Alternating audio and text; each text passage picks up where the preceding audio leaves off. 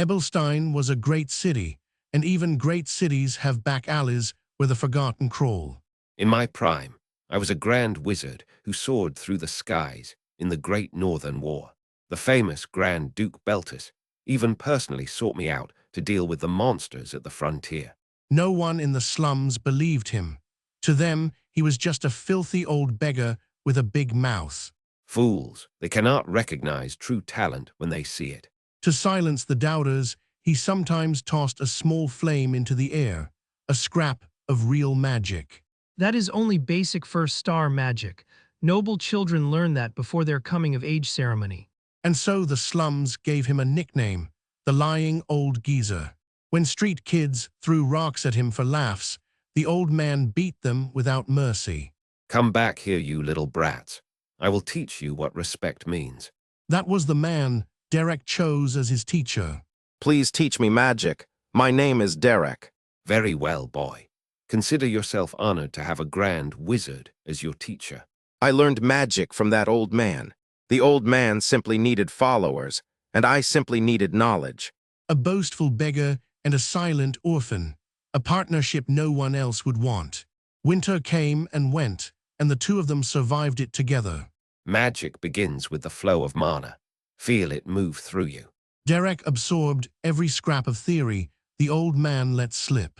The autumn leaves fell, the river iced over, and then spring returned. The flow, I can feel it now, every current of it. He got a grasp over the flow of mana already. Could this kid actually be a bastard child of some noble house? I am not just a nobody from the alley. Tesk, blood or not, in this world talent alone will only get you so far. A year of errands, a year of stolen bread, and a year of quiet study. A small flame bloomed above his palm, steady, controlled, real. Just like that, Derek became a one-star mage. Not bad at all. But do not let it go to your head. Remember whose hand fed you that knowledge, boy. I remember everything. This butter bread is delicious. A lucky day for us. A disciple should never eat better than his master. Rules are rules. My bread only smells of grains. Then one evening, the old man did something no one expected. He tried to steal from the northern wall guards. The guards caught him reaching for a 2-star spellbook. For a beggar to touch the guards of Ebelstein was already a death sentence. That night the rain came down cold and would not stop. Derek returned to their usual shelter with a pouch full of stolen bread. Master. The old man was already gone. Broken ribs, a beggar's grave. That was the ending he earned. Derek dug a hole in the riverbank with a broken shovel. He buried his master alone and nodded once at the mound. Nobody in the slums understood why the old man had risked so much for a stolen book. It is a pity for me. I cannot possibly have noble blood, because I am not originally from this world at all. You have mastered the basics of magic. First-star magic is now accessible. Choose your main school of magic. This choice cannot be undone. A window only he could see hovered in the rain. So the old man really did leave me something. 4 years passed. Derek traded the back alley for the main street. And in those 4 years, a new teacher found him. Ebelstein at midday, loud, crowded, and finally within reach. The Beldon's Tier Tavern doubled as a mercenary house and a very quiet classroom. Keisha, former mistress of the fallen house Flameheart, took him on as a private student. A 3-star mage teaching in a tavern. Life is strange, is it not? Derek, as you already know, you have that kind of talent. Then please stop wasting it, master. Teach me. House Flameheart no longer existed. Keisha had traded a viscounty for a tavern chair. Even fallen, a 3-star mage was a rare miracle in the commoner's quarter. Very well. Today we work on sensing. Close your eyes. Feel your mana, not the room, not me, only yourself.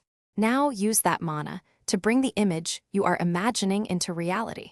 The image took shape faster than she expected. A small light, drawn out of nothing, sitting steady in his palm. Oh my, you really do have it. He definitely has a considerable amount of innate mana. And his control is stable as well. Very unusual for a commoner. Good, very good. Hold it for one more breath. And then, from the street outside, a sudden blast. What was that sound? Are we under attack? You lot go check outside, move. Derek, do not say anything. Just follow me. Master, She pulled him toward the back of the tavern before he could ask a second time. Through a crack in the shutters, they watched the street. Spears and helmets, city guards had already cordoned the block. Someone had used real magic in a public square. That alone was enough. The nobles are very sensitive about their privileges. And magic is the greatest privilege of all. A commoner reaching 3 stars is almost unheard of. Never let them see what you are. I understand. Good, because one wrong word could get you killed. They slipped away from the shutters as the guards moved on. The lesson that day was not a spell, it was a warning. And Derek would keep it in mind for years. By his 14th year, he was ready to jump again. Derek became a 2-star mage, and with it came a strange gift from that unseen window. Skill obtained. Auditory hallucination. Useful, very useful. You have grown faster than any student I have ever taught. But I am afraid our lessons must end here, Derek. The county of Elvester has appointed me as their private tutor.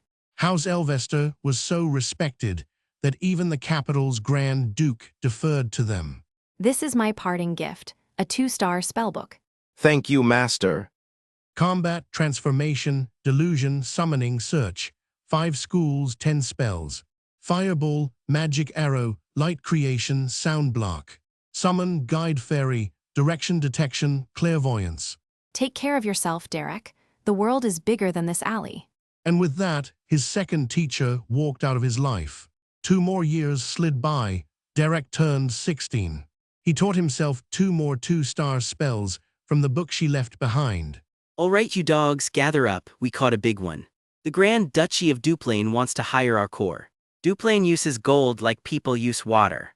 The tavern erupted. A noble contract meant coin and lots of it. Everyone else is celebrating. I am the only one not smiling. But why would a place like Duplain hire us at all? The job is monster subjugation, nothing complicated. A cleanup sweep on the outer edge of Grand Duke Duplain's territory. A simple mercenary sweep, requested by one of the richest houses on the continent. Tusk, something feels off about this. A family as big as Duplain, asking a mere mercenary corps to clear out monsters. They have their own knights, they have their own mages. I am not doing it, count me out. Do not be like that, Derek. You are the only mage we have. The client specifically requested a mage in the team. Requested, that word already tells me too much. Come on, boy, do not throw a gold contract in my face. The room went quiet. Jaden was not asking anymore. Here 1 gold coin, just as an advance. Fine, I will take a look at these clients of yours. The doorbell above the tavern rang right on cue. 3 visitors stepped inside. Not one of them looked poor. A mustached older gentleman with a monocle and a heavy coat. A tall woman in muted gray, hands folded before her. And a hooded girl with a golden rose pinned at her collar. Derek, pay your respects. These are your clients. Absolutely not. A child who has not even had his coming-of-age ceremony. No, dispatch officer. This kid is the real deal. Sweat was already running down Jaden's collar. He is the best mage I know, on my honor. Let us go. This is not a task to entrust to some child. The 3 clients turned toward the door, ready to leave. But the woman in gray leaned close to the mustached man and whispered something. The hooded girl watched the whole thing without saying a word. Derek, was it very well? Let us talk. The next morning, the team set out for the Duplain border. A green fist came flying out of the tree line first. Goblins, of course it is goblins.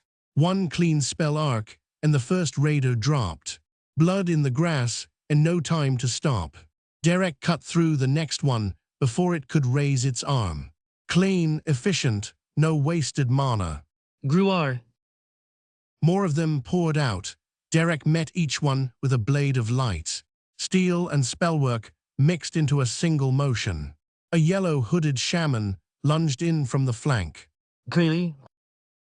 Blue lightning arced between his fingers. The shaman never landed. The chain jumped from one green body to the next until nothing green was left standing. It is all finished, dispatch officer.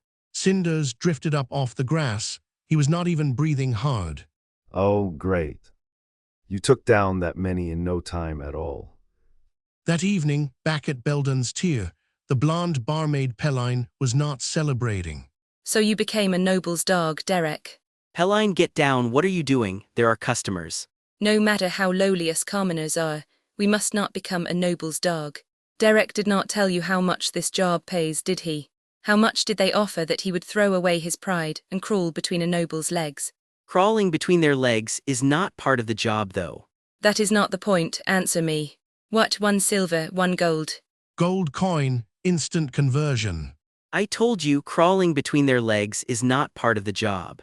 Night settled over the tavern roof.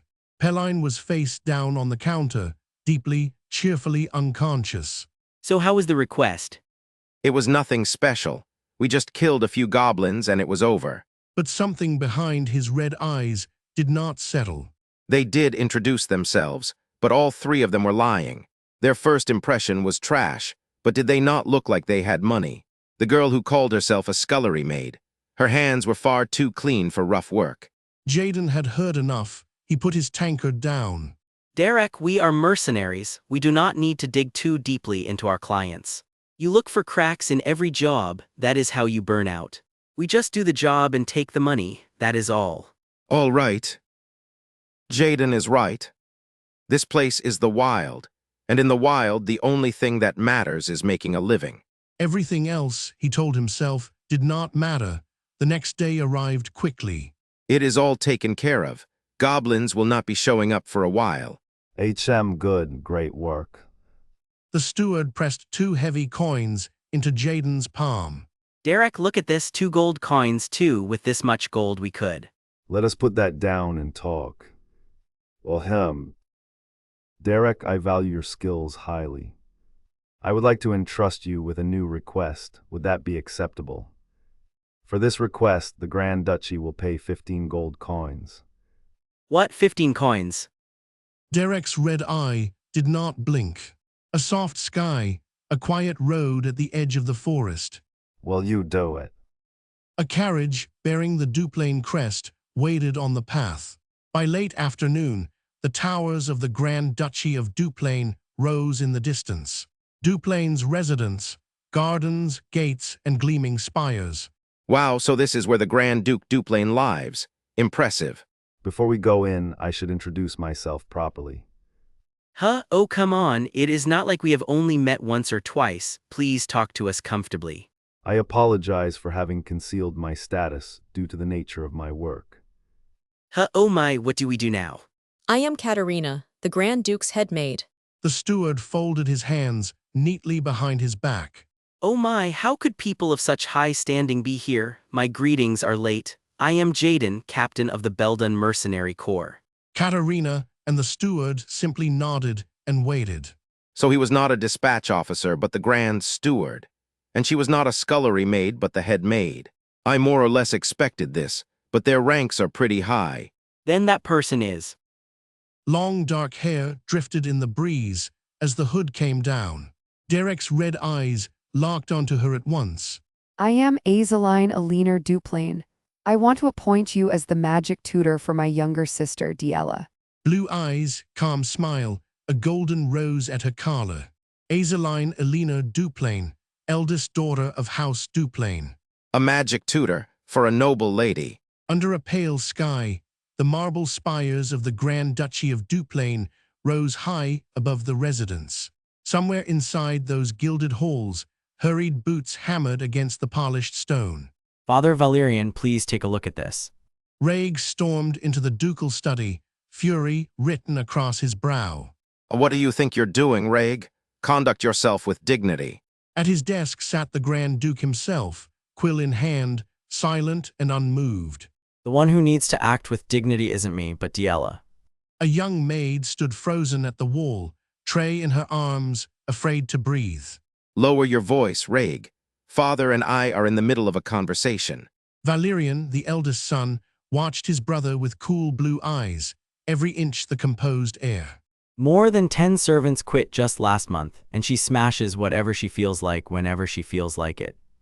How long are you going to keep turning a blind eye to that thug father? The Duke's frown deepened, but not a word left his lips. Raig's voice cracked off the study walls, disgust twisting his mouth. Raig. Valerian's stare turned to ice. The elder brother's patience had run out. That's enough. Stop it and leave. Father, even if Diella is a good-for-nothing, I think it's time we let Diella go. Valerian's expression darkened, the room suddenly airless. That isn't for you to decide, Raig. I already had the Grand Steward look into a monastery. The facilities are good, and plenty of noble children pass through it. Instead of living as a burden, wouldn't it be better for Diella to devote herself to God's will? If leaving her be will bring ruin to the family, then it'd be better to. The Duke rose in a flash of fury and struck his son across the face. The blow rang out through the study. Bright drops of blood spattered the polished floor. I believe I told you that's not your decision to make. Raig. When the time comes to decide, you must decide, Father. Silence settled where the argument had been. The Duke stood alone with his heavy choice. For a long while, the Grand Duke stared into the distance, weighing everything. Meanwhile, on the road home, a cloaked young woman returned to Duplain with a stranger at her side. She's probably not well known to the public. Valerian. Oh, Azeline, it's been a while. Valerian's smile was warm, the practiced ease of an eldest son welcoming his sister home. Azeline greeted him back gently, elegant and composed, every inch a noblewoman of Ebelstein. So let's catch up later. How has your experience in Ebelstein been? Thanks to your care, I've been living comfortably. I see. As you can see, Raig is a bit hurt. I understand. Behind her, hidden beneath a hood, a young man watched in silence, one crimson eye burning beneath white hair. Inside the Duke's private study, father and daughter met again at last. I'm relieved to hear you've been doing well in Ebelstein. Papers and ink were set aside, family business given the room. Across the great study, Azeline stood before her father, with the stranger just behind her. It's all thanks to you, Father. Oh, this is the magic tutor I brought from Ebelstein. He said he'd take charge of Diella. I see. I assume you're busy, so we'll take our leave. You there stay behind. The young tutor paused at the door as Azeline slipped quietly out. The Duke set his quill down, studying the boy in patient silence. 16, you said. Cool light poured through the tall study windows. You're quite young. Oh, yes. Derek sat carefully on the couch, hood back, red eyes lowered as if to seem small. Can you handle magic to some extent? I can use a bit of one-star magic. You have no reason to lie. Humility doesn't always come off as a sign of virtue. It's fine. I know why you carry yourself that way. Being too talented can end up eating away at you, judging by your age and attire. I suppose humility won't work on a 5-star mage. Derek's crimson eyes lifted, his cover blown, his secret laid bare. The Duke did not flinch. You don't look like someone suited to be a magic tutor. I'm a mercenary. Since Azeline chose you, I won't pry any further. I'll grant you entry to the annex where Diella lives. Have a maid guide you. You may go now. May I ask you one thing, Your Grace? Go on. I'm a mercenary, Your Grace. If I take a commission, it is my duty to see it through. The Duke waited, gaze sharp behind his glasses. So that Lady Diella may learn magic. Why are you spelling out the obvious? Because I have an earnest request to make of you, Your Grace. Derek's crimson eye caught the study's cold light. The Duke tilted his head, listening. But before Derek could speak, another scene was already unfolding across the residence. In the annex, porcelain shattered against cold marble. Kaya, I'm sorry. I sincerely apologize, Miss Diella. You're sorry? Did you think that, given your status, apologizing would change anything? Get out of my sight right now. The maid fled the room, tears streaking down her face. Why, Derek, of all people, magic tutors should have lined up in front of you to do this at Duplain. Azeline lowered her gaze, choosing her words with care. Besides, a commoner has difficulty working as a noble's magic tutor. I've tried almost every famous magic master on the entire continent. In the end, they all gave up.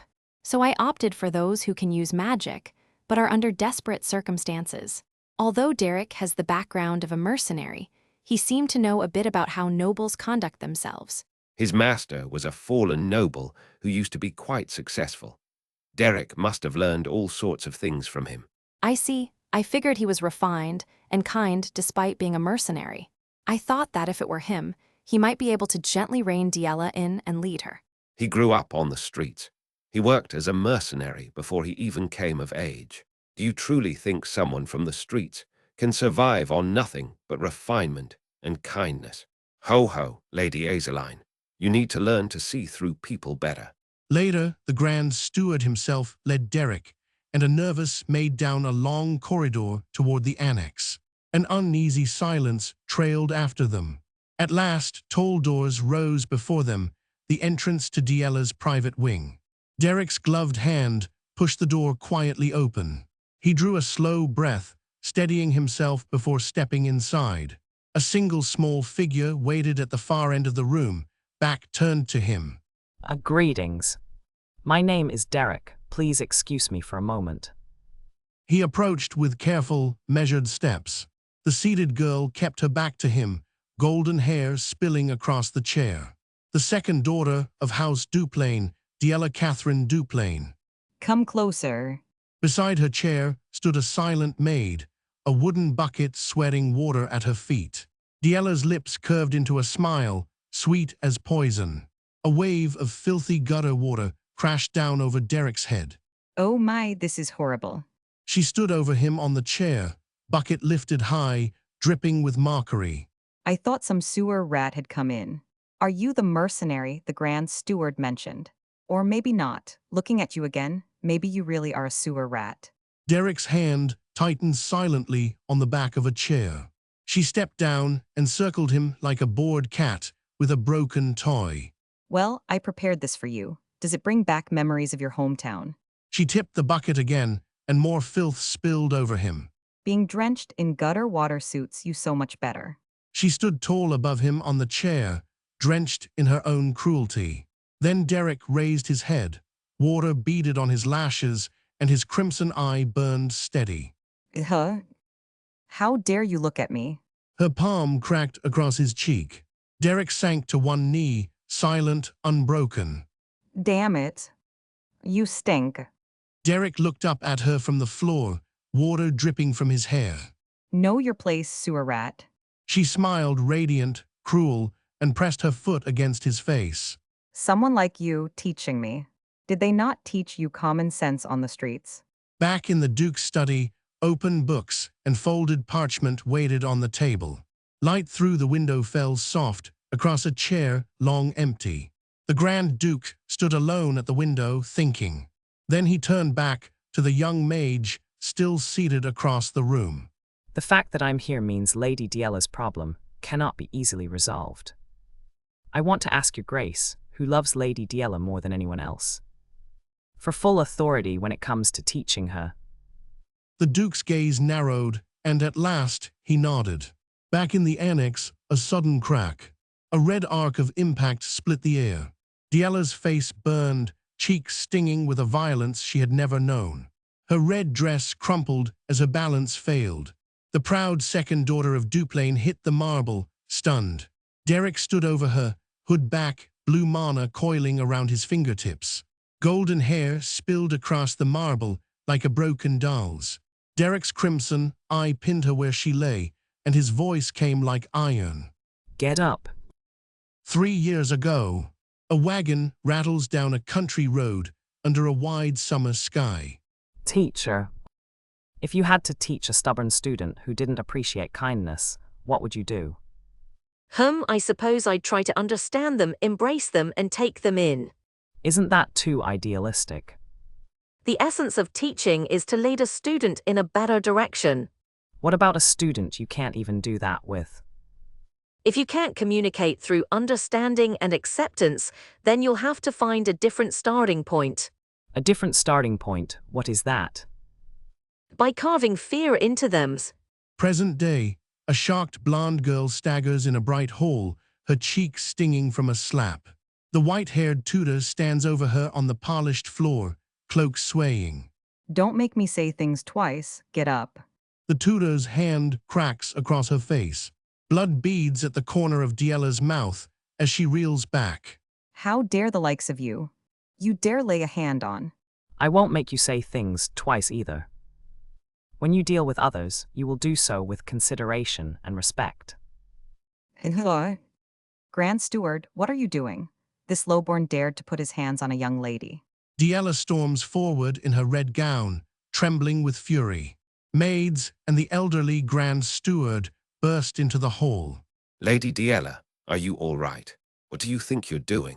How dare you lay a hand on the young lady? If the Grand Duke finds out.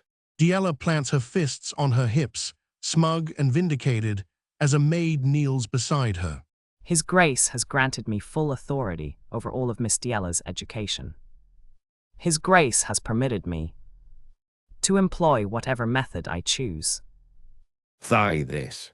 The Grand Steward squints through his monocle at the ducal seal, all confidence draining from his face. Diela reads the decree, and disbelief widens her sky-blue eyes. Night falls over the moonlit spires of the ducal castle. Valerian, please calm down. The blonde heir Valerian storms down the corridor in his white officer's coat, Raig chasing after him. A silent hallway, a door waits at the end. Boots stride forward, a leather-bound book clutched in one hand. The door bangs open. The white-haired tutor lifts his red eyes without flinching. How dare you hit Diela? Valerian, put that down and talk. It's something His Grace permitted. The tutor meets Valerian's glare, calm as still water. Valerian, he's a guest Azaline brought. If you act like this, what will that do to Azaline's position?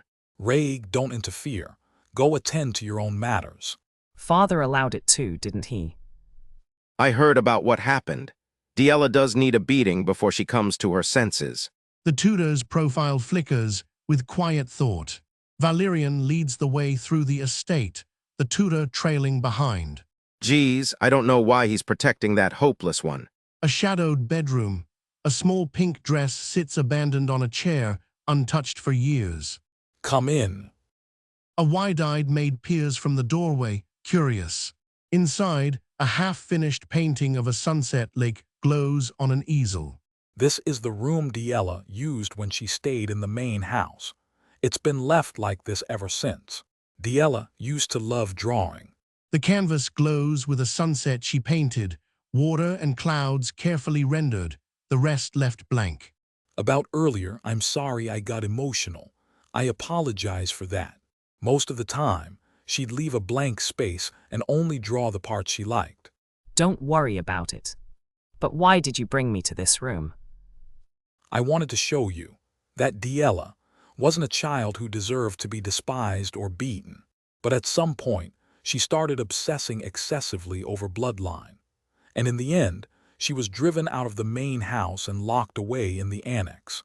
I can't even guess what turned her into that. We have to stop her from being sent to the monastery. If she learns even one first-star magic, I'll be able to persuade Father somehow. The tutor slides a book back onto a dusty shelf. She didn't completely give up on magic, judging by all the notes in the margins of these books. A whole cabinet of theory volumes lines the wall, spines cracked with study. And those books over there are all theory books from the School of Regulations, right? Yeah, that's right, because nobles learn from the School of Regulations. The tutor's red eye narrows, calculating. Through the window, a painted forest waits under a cool sky. His fingers tighten around a worn tome. He has decided something. I'll give it a try. Deep night, heavy curtains muffle the annex. A candelabra glimmers in the still bedchamber. Diela sleeps curled beneath silk sheets, blonde hair fanned across the pillow. A gloved hand tips a heavy bucket over her bed. Kaya. Diella gasps and sputters, water streaming down her furious face. Are you seriously falling asleep right now? What? Are you out of your mind? Let go, how dare you touch me? Are you crazy? Oh, that hurts, let go, I'm not going with you. What are you doing? Stop this, lowborn. A pale moon watches from a black sky. Behind them, the great residence shrinks into the dark hills. He drags her along the gravel path, cloak billowing behind them. Diella stumbles, her nightgown catching on stones. Kaya. What do you think doing this would even change? She cowers on the grass. He looms over her, unreadable. Honestly, I don't have any intention of teaching you magic. A gloved hand slides toward the hilt at his belt. Steel hisses free of its sheath. What did you just say? I just like beating up stuck-up nobles. Don't you agree? There's no reason for someone from the bottom to like nobles. This tutor nonsense is all just an excuse to beat up arrogant, high-and-mighty nobles like you. His face slides into the moonlight, red eyes cold. His fingers close tighter around the dagger's grip. Do you think you'll be safe after doing something like this?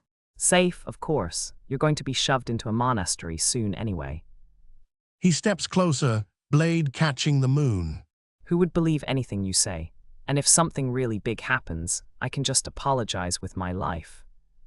A commoner's life is worth about that much, isn't it? Or I could just run away. Wouldn't they forget about me soon enough? I'd be doing Duplain a favor by getting rid of its headache, after all. I'm going to die.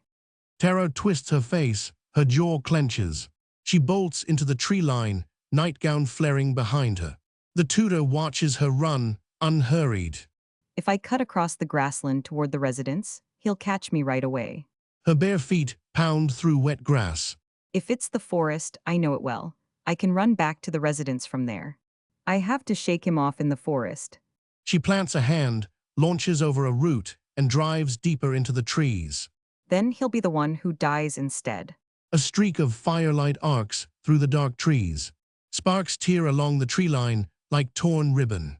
Back on the field, the tutor lifts a hand. A ball of flame roars to life above his palm. The fireball launches, a comet chasing her through the woods. Diella glances back, terror flooding her face. The blazing sphere hangs above her, so close she can feel its heat. In the meadow, the tutor stands still, blade at his side, as if he had all night. Fireball, but fireball is 2-star magic. How can that bastard use 2-star magic? The flame plunges. It swells huge, filling the forest with orange light. Sparks rain down through the branches. Kaya. The blast rushes past her, singeing air and hair. The forest erupts in a wall of flame and dust. Diella lies sprawled in the dirt, gown scorched, ears ringing. Her wide blue eyes stare at nothing, breath frozen in her chest. A single red eye burns in the smoke, closer than she thought possible. A pale moon watches over the black tree line. Under it, a chase is about to begin. A girl in a pink gown tears through the wet grass, her small shoes slipping on the mud. Blonde hair whips across her face.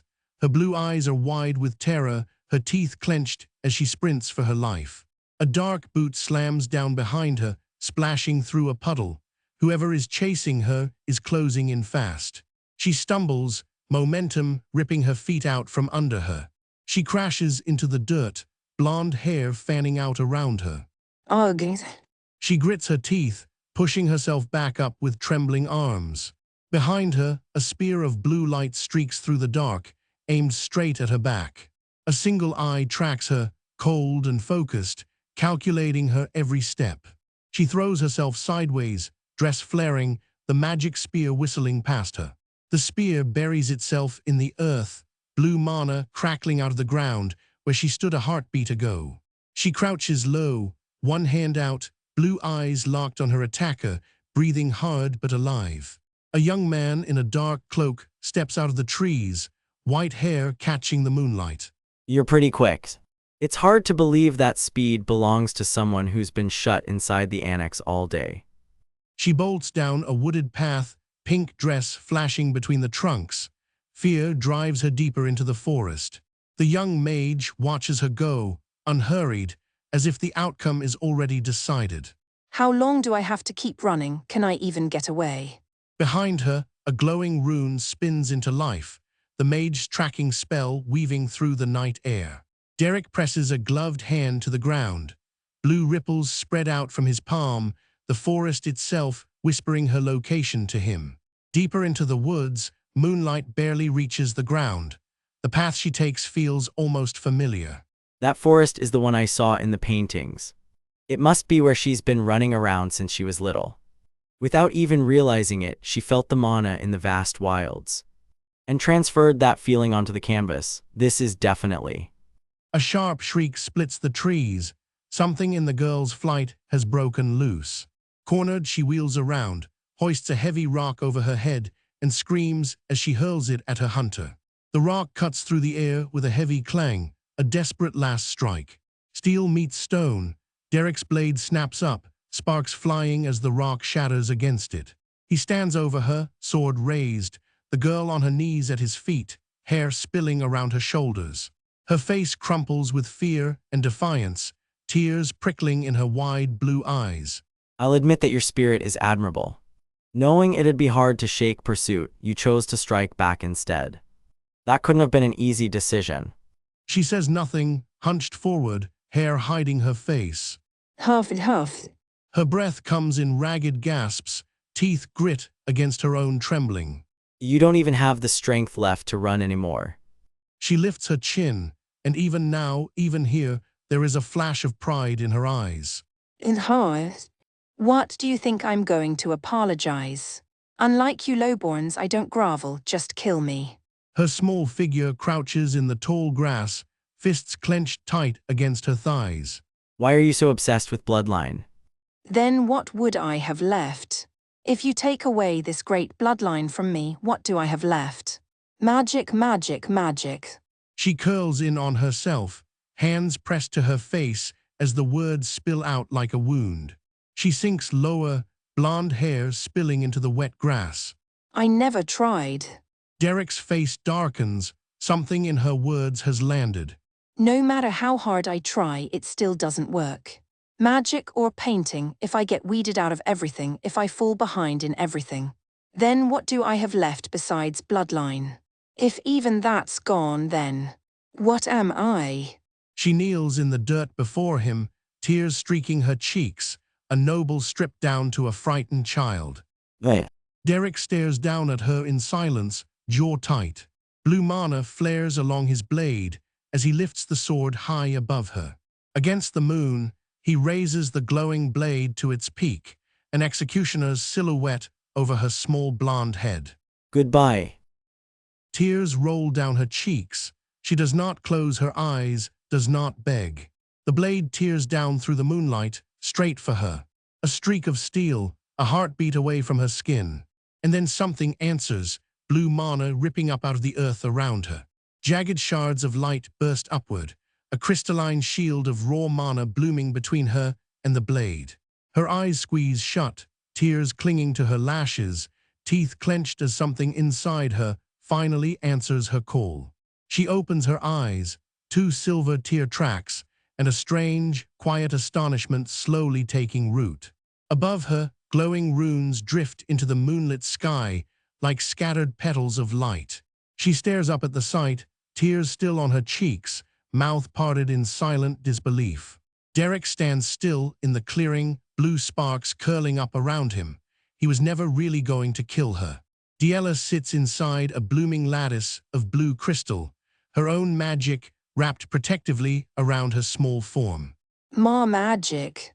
She stares at her own trembling hands, blue light glowing between her fingers, the impossible in her own palms.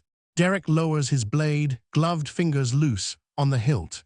Good work, Lady Diella. Please pardon my rudeness. It may not be something you could truly call magic, as it's just a manifestation of mana. But you still did it. Oh, good. Goes wow. Everything she has held back tonight tears out of her all at once, a raw howl of relief and terror and joy. The wailing rings through the crystal shards around her, echoing into the trees. Derek quietly walks up to her, standing beside the glowing bloom of ice like a patient guardian. The night wraps around them, her sobs slowly fading into the dark. Above them, the moon sits calm and full. Witness to the night, a girl finally touched her own magic. That means you're from the School of the Wild. They sit on a fallen log now, the girl small beside him in her pink dress. At its core, every school of magic is essentially the same, but it differs enormously in the process of understanding and mastering it. You're from the School of the Wild, so trying to learn magic through the theory of the School of Regulations was bound to cause problems. You weren't just trying to wear clothes that don't fit. It's like you were forcing yourself into clothes that won't even go on your body. How did you know that? That I'm from the School of the Wild. I saw the drawings you made. Between the dark trees, the woods breathe around them. This is her forest, the one that has always answered her. You could feel mana drifting through nature, and you put it onto the canvas. Mages born with the temperament of the School of the Wild usually sense the mana in nature when they are young. The girl who was ready to die a moment ago now hangs on his every word. This is not bad with this much. You succeeded in manifesting mana, but you still have a long way to go. Starting tomorrow, I'll teach you how to manifest mana naturally. Derek, thanks. With you. She folds her arms across her chest, chin up, trying to smother her own excitement with pride. Hey. Derek looks down at her, a small, unreadable curve at the corner of his mouth. Let's go. Yeah, I'm going. By the way, about that sunset painting, was that your work? What? I don't know. It's been a long time since I put down a brush. It was beautifully done. Morning light spills through a tall window into a grand estate, chasing away the last of the night. Chandeliers glitter above a marble hall. This is the Duke of Duplain's estate, where she is Lady Diella again. In her enormous bed, Diella sits up, fingers already reaching out, hungry to try again. Small sparks of blue mana crackle around her outstretched hand. Her clear blue eye narrows in fierce concentration. This is hard. The sparks fizzle out. She scowls at her own palm. Out in the corridor, a maid carries a wooden bucket down the polished floor. Diella flings open her chamber door just as the maid passes by. Kaya. The bucket tips, water splashing across the floor. Cold water soaks the front of Lady Diella's pale blue dress, dripping down the hem. La Lady Diella, I'm sorry. The maid's face drains of color as she looks up at her mistress, terrified of what comes next. But Diella's face is quiet, only a small breath of surprise escaping her lips. Please forgive me, just this once. I apologize. I've committed a sin worthy of death. Watch where you're going. And with that, Lady Diella simply walks past her. No slap, no scream, no cruel word. What's happening? Why isn't she hitting me? She's just leaving, without doing anything else. Another maid rushes over, kneeling beside her. Diella strides on down the hall, leaving whispering maids in her wake, wondering who this new young lady is. Elsewhere in the estate, Derek sleeps deep in a soft bed, hands folded on his chest. Derek. Sharp knocks and a shrill voice explode outside his door. Okay. Derek stumbles to the door, one hand pressed to his ear. What is it? Lady Diella, you need to mind your manners. This is inappropriate. Teach me how. To handle the mana I manifested. I tried on my own, but it's not working. She manifested mana. You said you'd teach me today, so hurry up and teach me. Come back in the afternoon. Derek closes the door in her face without ceremony. Tursky. Who do you think you are telling me to come back later? Open the door right now. Teach me now. Derek turns away without a word, done with her for the morning. Hey, open the door. Derek collapses back into his pillow, eyes shut, blissfully ignoring her. The great estate of House Duplain rises against a bright sky, a fortress of gleaming spires and gilded gates. Polished boots march down a marble hallway, brisk and purposeful. Did you hear? They said Lady Diella didn't break a single plate today. Yeah, that's right. I splashed water this morning and she didn't scold me for it. They're saying Lady Diella manifested magic. Oh my, are you serious? The steward's boots stop cold in the corridor, every muscle rigid. What did you just say? In the Duke's study, the master of House Duplain sits behind a heavy desk while two of his sons wait in tense silence. Diella manifested magic. Yes, father. I asked the head butler and the servants repeatedly. That's a relief. This isn't something we should jump to conclusions about just because she manifested magic, father. Raig, your sister manifested magic. You should be praising her. You remember everything she's done up until now, don't you? A result as small as this shouldn't be enough to brush aside sending her to the convent. The Duke goes silent behind his spectacles, unwilling to give either son the answer he wants. A quill scratches steadily across parchment as the Duke turns his mind to other matters. Elsewhere in the mansion, a small blonde girl in a red dress sits on the carpet, back turned, arms wrapped tight around herself. Are you sulking? Little Diella refuses to look at him, her cheek turned to the window and its wide blue sky. I'm not sulking, I'm angry. Even if you act spiteful like that, it won't change anything. I'm not being spiteful, I'm angry. Even if you keep pouting, there's nothing we can do. There's an order to everything. I'm not pouting, I said I'm angry.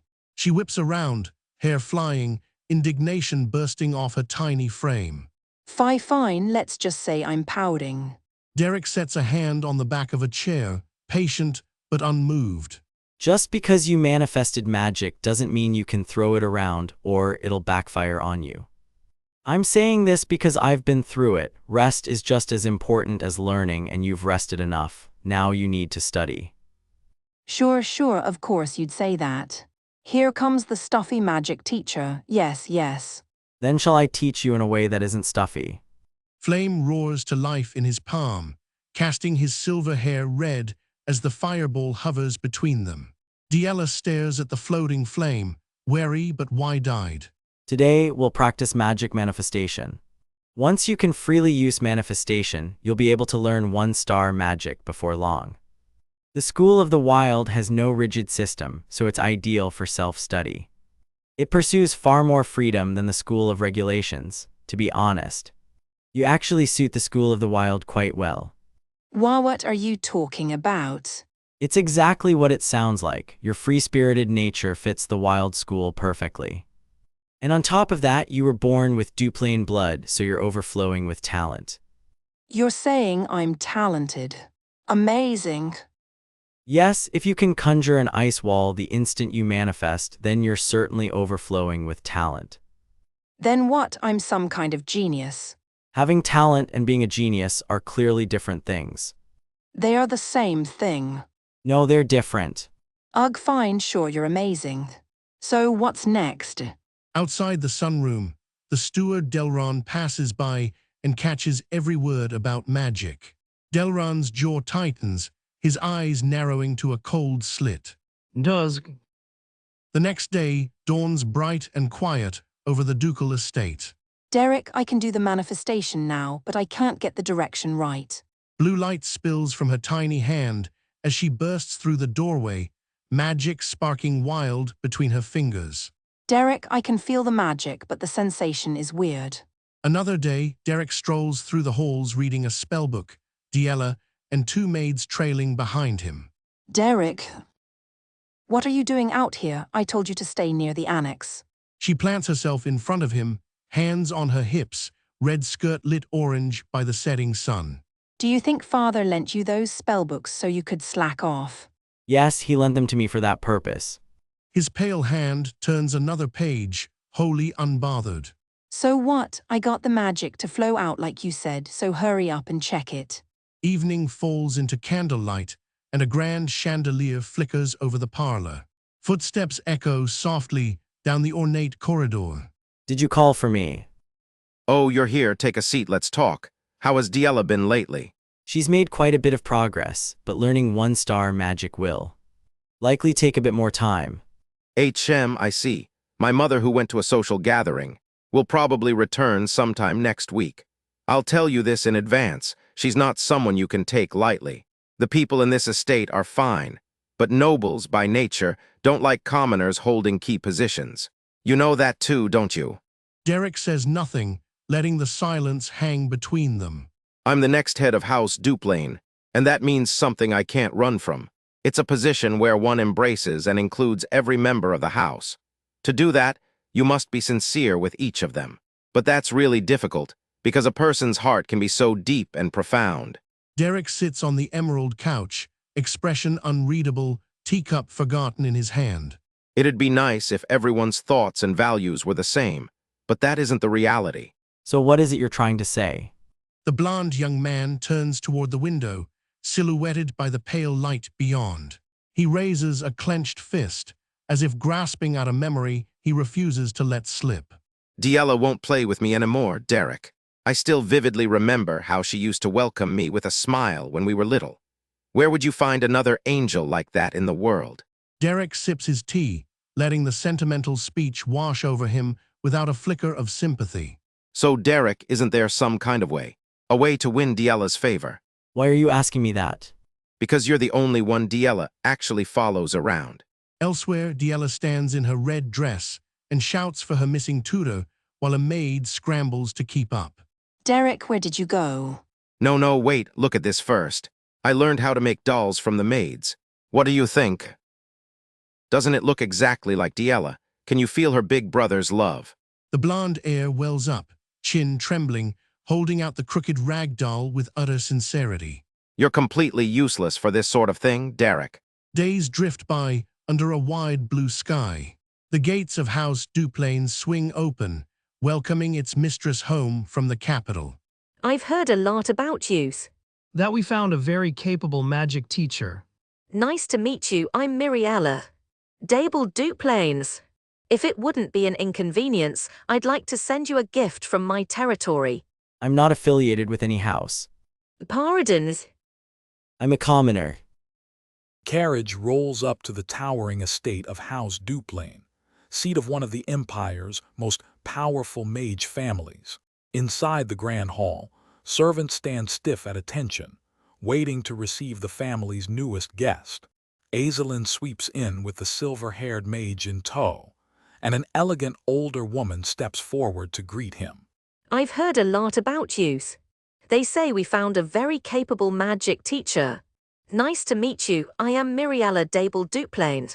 The mistress of the estate smiles, poised and gracious, an emerald jewel gleaming at her throat. If it wouldn't be an inconvenience, I would like to send you a gift from my territory. I'm not affiliated with any house. The lady's smile stiffens. The words don't fit the tidy image she had built. Pardons? I'm a commoner. A's a commoner. Shock drains the color from her face, disbelief warping into horror. 1 week earlier, Azelin had personally escorted the young mage to the ducal residence. I'm glad we brought you to the Grand Duke's residence, Derek. As her older sister, I would like to stay by Diella's side longer, but I have a lot to take care of in Ebelstein. So I'm leaving her to you. Yes, I understand.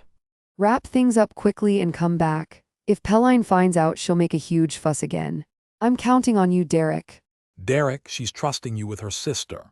Your answer was way too lifeless, wasn't it? As the carriage begins to roll away, Azelin claps a hand over her mouth, remembering something crucial. Oh my, I completely forgot. HM, what do you mean? My mother will be returning next week, and I forgot to give him a heads up. Is that something you need to give him a heads up about? Well, my mother is a little. Back in the present, behind the ornate office doors, the storm Azelin feared has already broken. A commoner is Diella's teacher. What is all that about? I can hear just fine, so how about you lower your voice?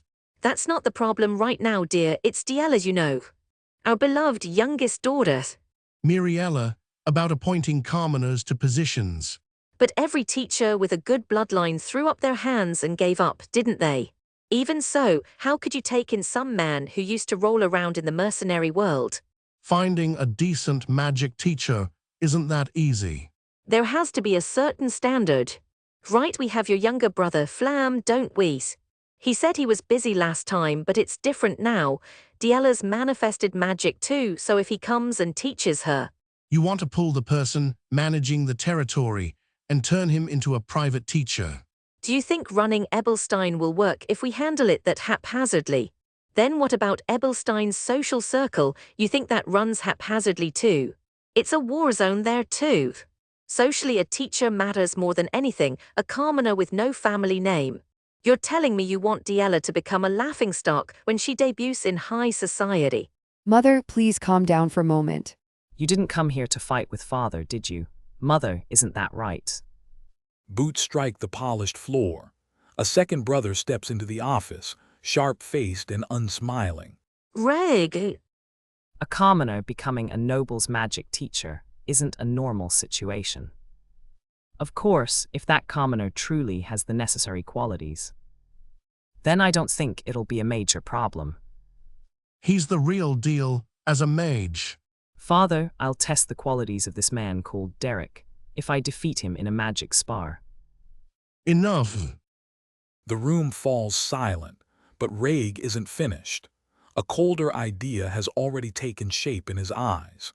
If Derek is such an excellent teacher, then Diella, who received his instruction, must have achieved excellent results as well. I'll personally spar with Diella and verify her results. Reg, what on earth are you thinking? A magic spar? Reg, do you truly believe Diella has turned over a new leaf?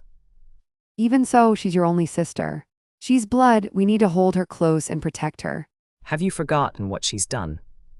As if everything she's done so far wasn't bad enough to bring our house down. If she debuts in high society like this, it really will be the end of us. Is that truly how you feel, Reg? Diella was the first one to cross the line. The best thing for Diella is to be kept shut away in the annex. Reg turns and walks out, jaw set, decision already made in his heart. A small bird flutters onto a branch outside the window, oblivious to the storm gathering inside the mansion. Derek. A small girl in a crimson dress storms into Derek's room, cheeks flushed with fury. If I lose this magic spar, you're fired. She thrusts a scroll into his hands. Derek calmly unrolls it, red eyes scanning the challenge without a flicker. Yes, I heard. Young Master Reg is already a seasoned one-star mage, so it'll probably be difficult for you to win. Is that all you have to say? You're going to get fired. I'm a mercenary, I do the job I'm hired to do, and I take the pay that comes with it, that's all. I've already been paid more than enough. Do you really mean that? Outside, the grand training ground has been prepared. Servants line the balconies, umbrellas raised, whispers already spreading. The Grand Duke arrives with his steward at his side, expression heavy, the weight of judgment written on his brow. Miriella waits under a parasol, small and stiff beside the attendants. You've come. Derek stands quietly at the edge of the field, reviewing his notes. Not a flicker of nerves crosses his young face. He doesn't look nervous at all. Is he confident? He has that kind of nerve in this situation. As I thought, he isn't someone we should cut loose yet. A dark cape sweeps across the stone. Reg stalks toward the arena, cold purpose radiating from every step. This won't be a simple magic spar. Reg lifts his chin.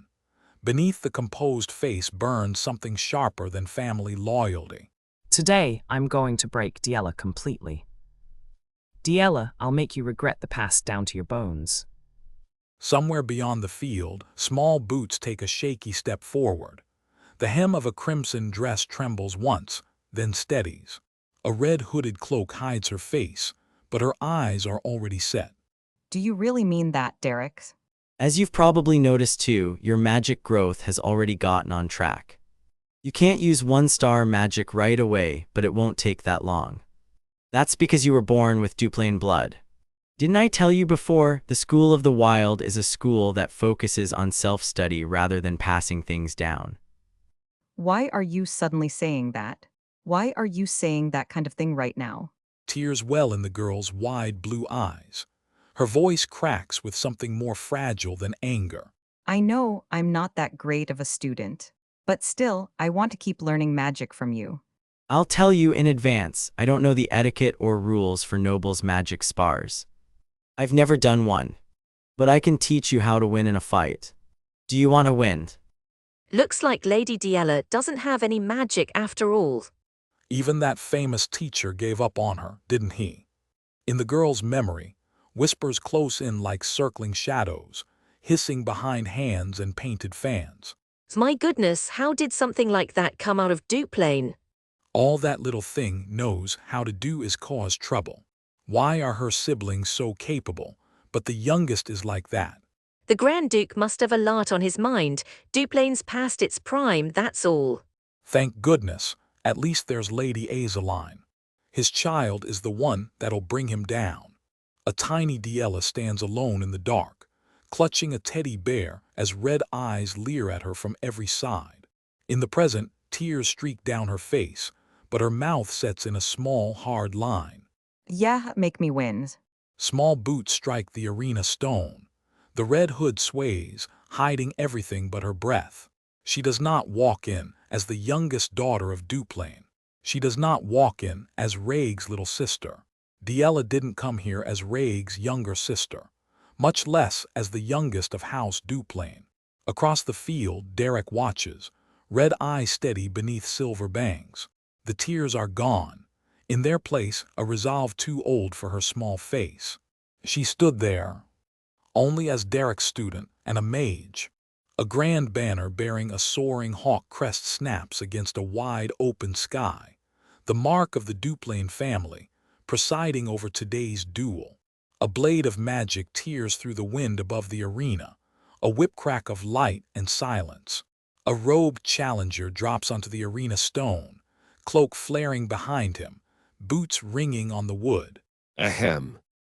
We will apply the sparring rules of the high-rank mages of the Ebelstein Kelbram Salon. Whichever side triggers General Pelham's protective magic circle first will be declared the loser.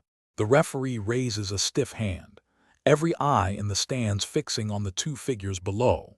Then let us begin. The young noble mage tilts his head, cold green eyes narrowing on his opponent. A gilded pendant hangs in the light, a green gem at its heart. General Pelham's protective circle.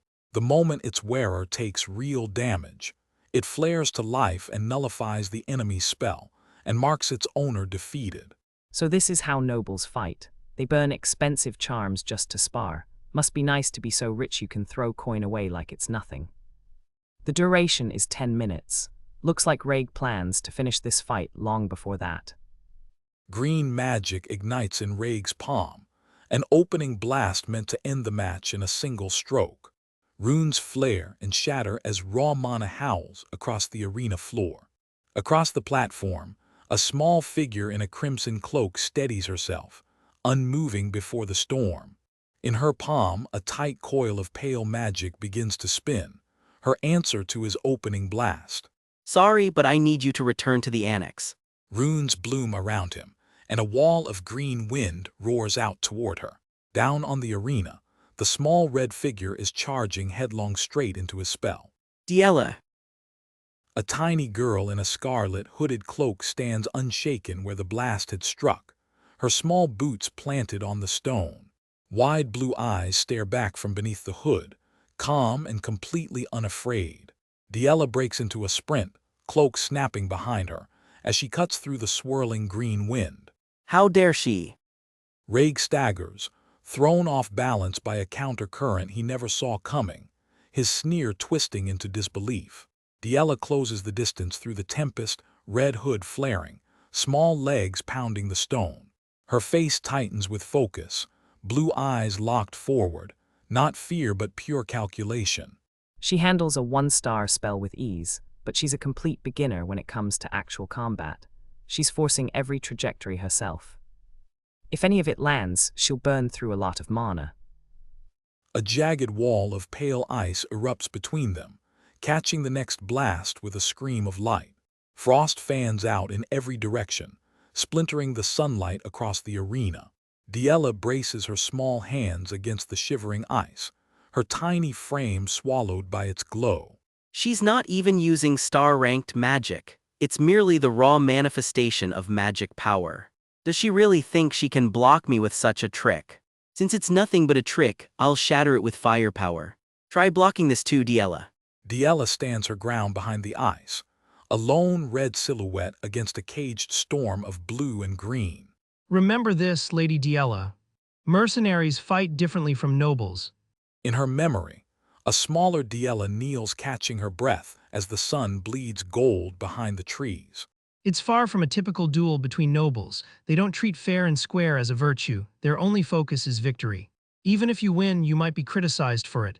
Regardless, you can still create an ending where you win. Are you really fine with that? Little Diella lowers her gaze, weighing the price of winning ugly. Her blue eyes lift again, steady as still water. Decision made. Back in the arena, ice and wind collide in a blinding burst of light. Diella breaks into a dead sprint across the platform, cloak flaring behind her. Green magic streaks past her, missing by inches as she weaves through the storm. Her jaw sets, small features gone fierce beneath the crimson hood. Among mercenaries, there are people who always win, even when there is a gap in strength.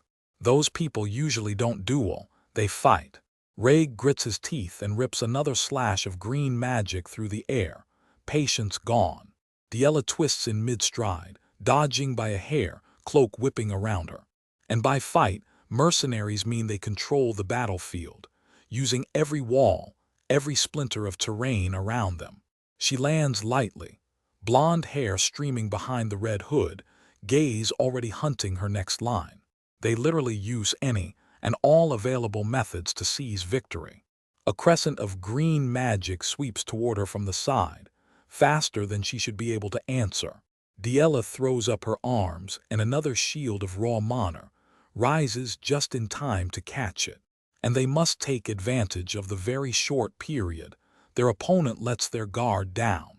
Ice and wind crash again and again, flooding the arena with cold, blinding light. The last shield shatters under the raw force of Raig's spell. Diella freezes, wide-eyed, the wave of magic rushing straight for her. It's over. The green wave tears across her small silhouette. Light swallows the girl in red whole. The impact strikes home with a shudder that rocks the platform. Wind and mana roar out in every direction, whipping the banners in the stands. Dust and debris fountain up from the arena floor, hiding everything from view. From the sidelines, Derek watches the settling dust, his red eyes narrowed and unreadable. Diella. Stop the spar now. Diella is hurt. Sit down. It's not over yet. What, you saw it yourself? Diella was clearly hit by his attack. Wrong. General Pelham's magic circle didn't activate. The Duke's cold certainty fills the family box, and the Duchess falters, breath caught in her throat. Down in the arena, the dust begins to clear, and something small is already moving inside it. He didn't even blink. So he had already expected her to grow this much. Raig scans the settling debris, but no small body lies broken among the splinters. So why didn't the magic circle activate? Where did she go? What? Crack, the wooden platform splinters open beneath his feet. Something surges up from below in a flash of pale blue. Ugh. A spear of blue ice bursts through the floorboards, catching him mid-turn. Raig is hurled backwards, cloak snapping as jagged ice pins his footing. No. An attack from below the platform. Huh, does he mean to say that being below? The platform doesn't count as being outside. They probably never even considered a petty trick like this in a magic spar between nobles. There. Ice erupts around his legs, sealing him where he stands. The crystalline shards close in tight, hemming the mage in on every side. Cold blue light floods the arena, brilliant and unforgiving. Raig staggers as ice bites at his boots, and another wave rises to meet him. His green eyes dart from side to side, hunting for the small red cloak and finding only frost. I can't see her. Landing an attack on her will be difficult. On the other hand, all she needs to do is land one blow on me. This is a spar with no trace of noble etiquette at all. Diella. Through a jagged hole in the platform, Small eyes lock onto him from below the arena floor. Her stare burns crimson in the shadow, focused and cold, without a shred of a child's hesitation. That look in her eyes, right? I've seen it somewhere before. That unusually calm look, it's the same look Derek had when my older brother grabbed him by the collar. Diella couldn't have come up with this alone. Derek, you scum, was this your plan? Ray grips the pendant at his chest, jaw clenched. The trap is sprung and he knows it. Caged in blue ice, he lifts his gaze to meet the little girl who outfoxed him. Fine, I'll play along. In the noble arena, the Duchess springs to her feet, hand clutched to her chest. Diella went under the platform. Down that dust bowl. What are you doing, honey? The Grand Duke rises, beard bristling with alarm. Stop the fight immediately. No rules have been broken. Watch a little longer. The Grand Duke's jaw sets. He forces himself to keep watching. His hand tightens on the arm of the throne, torn between fatherly panic and noble restraint. Beneath the shattered platform, blonde hair matted with dust, Diella crouches and studies the shimmer of mana in the air. I see it. Green light coils along the floor as her brother's mana gathers. The flow of mana, I can trace it. Ice erupts from the ground, jagged spears spearing up on her brother's feet. GH. She goes for my feet the second I start incanting. I can't go down like this. Sweat trails down his cheek. His pride will not let him lose to his little sister. He rides the ice upward, carving out a pillar tall enough to put him beyond her reach. In her crystalline shelter of shards, Diella watches the mana flow suddenly go still. The mana stopped, he's up to something. The next time he begins his incantation, I'll strike him down. Yo, young master.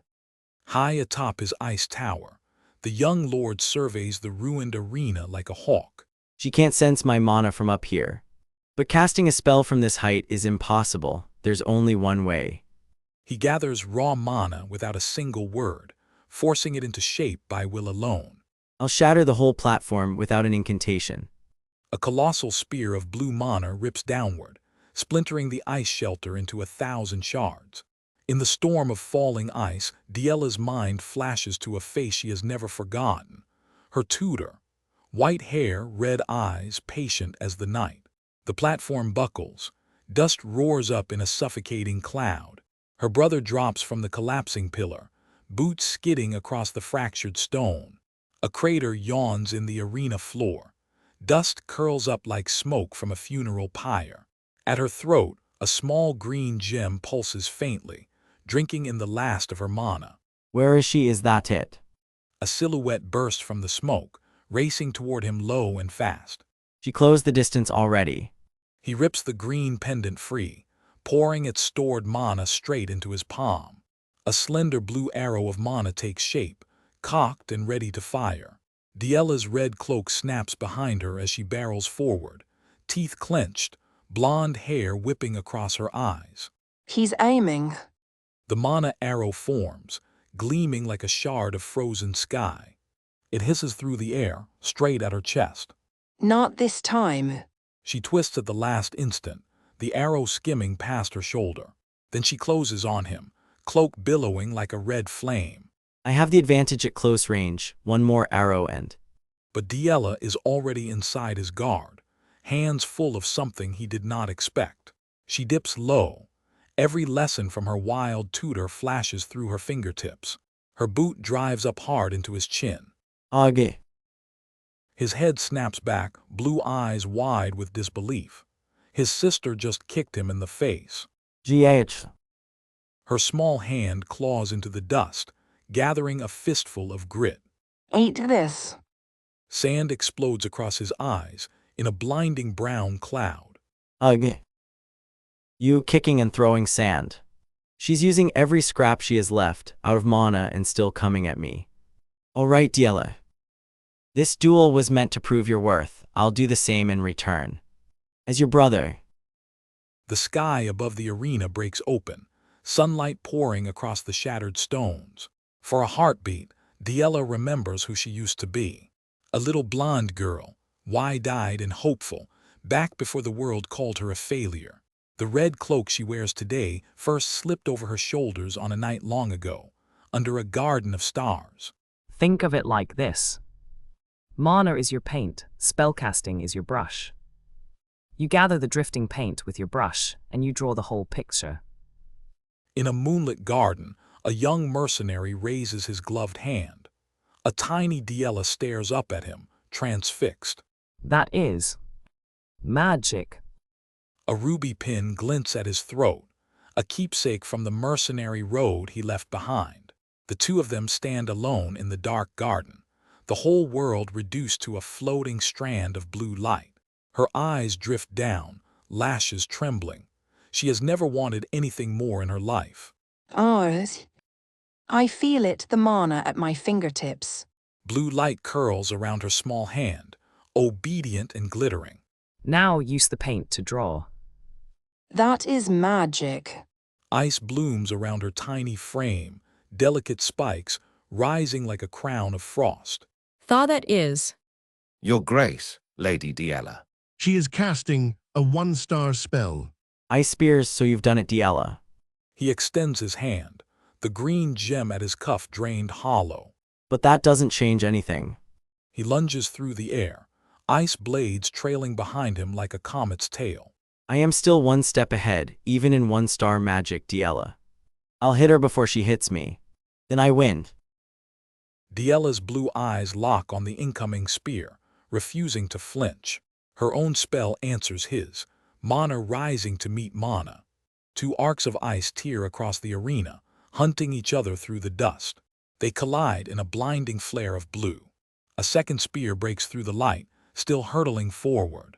The stone cracks under the pressure, shockwaves ripping through the arena floor. A final burst of light swallows both duelists whole. No. Diella. A golden barrier flares above the platform, an unseen hand catching the blast before it reaches the crowd.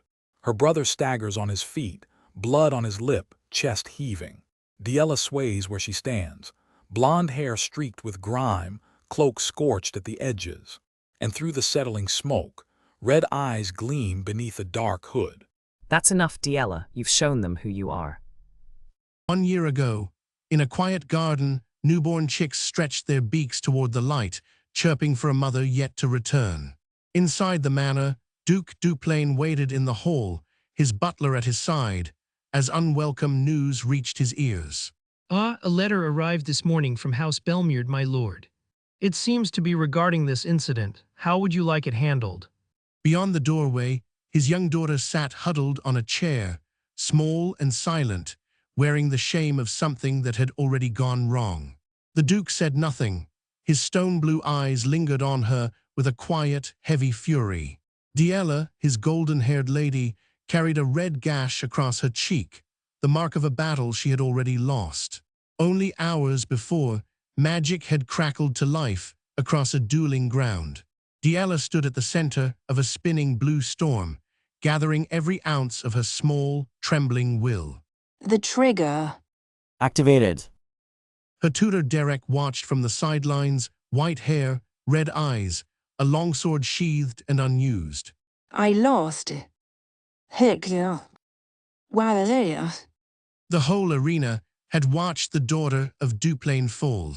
Dear, what on earth is this? You call something this vulgar and filthy a magic duel. This makes no sense. Diella stood alone on the dueling ground, tears streaking her cheeks, humiliated in front of everyone she loved. That so-called master was teaching this kind of nonsense to Duplain's young lady. His anger turned across the field, toward the boy who had beaten her. My name is Raymond Oswald Duplain. It is an honor to join the war under your grace. Yes, I've heard much about you from your father. Your eyes resemble his. Thank you. But across from them, the loser could barely lift her chin, her bruised eye wet with fresh tears. The Duke turned his sharp gaze back to his daughter. Your gaze has improved a lot, Diella. It was praise, but it landed on wounded pride like a second slap. Lady Diella, are you all right? My goodness, you must receive treatment immediately. Diella brushed their hands away, blank-eyed, as if she could not feel her own wound. Across the courtyard, Her tutor stood alone, arms at his sides, watching in silence. The maids fussed, her family fumed, but her eyes had found only him. Go, good work, Diella. My lady, I will guide you to the inner chambers. Diella's steps slowed. Something inside her refused to walk away. My lady. Then she pulled away and ran straight toward him. Derek watched her come, a small storm in a red dress, and did not step back.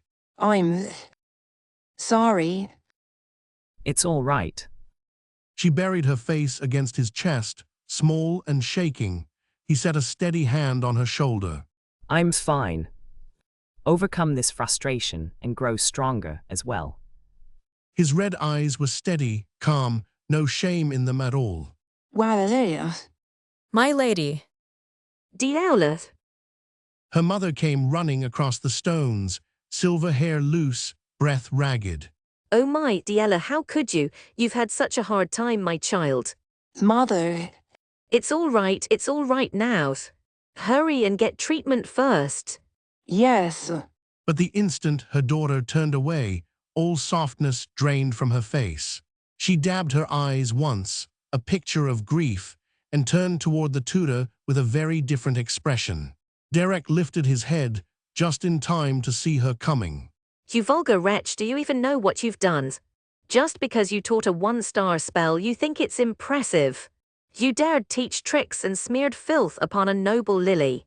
Derek did not flinch. His face did not move an inch. You made the young lady of the Grand Ducal house do something dirty and disgraceful. There's a world someone like you could never understand. Values that must be protected, there is dignity. To our Diella, you taught her this. Her palm cracked across his cheek, a thin line of blood traced down his skin. She stared at him, breathing hard, waiting for him to break. Do you not know who is behaving most disgracefully here? The Duke's voice cut across the yard, like cold iron. WHY? He's merely a commoner. Yes, a worthless commoner. But he is our daughter's teacher. What parent in this world treats their child's teacher like this? Everyone loves their child in their own way. Derek said nothing at first. He simply lowered his head. No, it's fine. Then come to the reception room. I have something to discuss with you privately. The old Duchess froze, her hand still hovering in the air, disbelief on her face. The Duke walked back toward the manor, the tutor quietly at his side. She could only watch, mouth open, stunned into silence. Inside, ink met paper, and the shape of a very different bargain began to form. You have raised Diella splendidly. As the master of this estate, I should grant a fitting reward. Do you desire a 3-star spell? Derek sat very still, his gloved hand tight against his knee. The offer landed exactly where he had never let anyone look. He had struck precisely at the mark. To see through a self even he did not know, and offer exactly what he wanted. This was a 5-star magician, a Grand Duke of a nation. Between them, only the low hum of the room and one unspoken truth. In the vaulted study of the ducal manor, the Duke of Duplain sits across from his daughter's white-haired tutor. Diella cast a 1-star spell quite well, but in Ebelstein high society, that level of achievement is not enough to survive. There are many in Duplain who could guide Lady Diella. Derek, cloaked and calm, meets the Duke's stare with quiet red eyes. Now that she has grasped the basics, she will grow quickly. What my daughter needs is not an instructor. She needs a master. The Duke's pen dips toward the ink, deliberate, patient, the way a man tests a blade. You harbor an ambition. An ambition a commoner is not even allowed to dream of.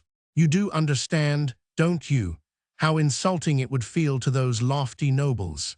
I overlook it because it is you. Yet he knows I aim beyond 3-star. Toward 4-star or higher. Derek's expression tightens. That precisely is what makes this man so frightening.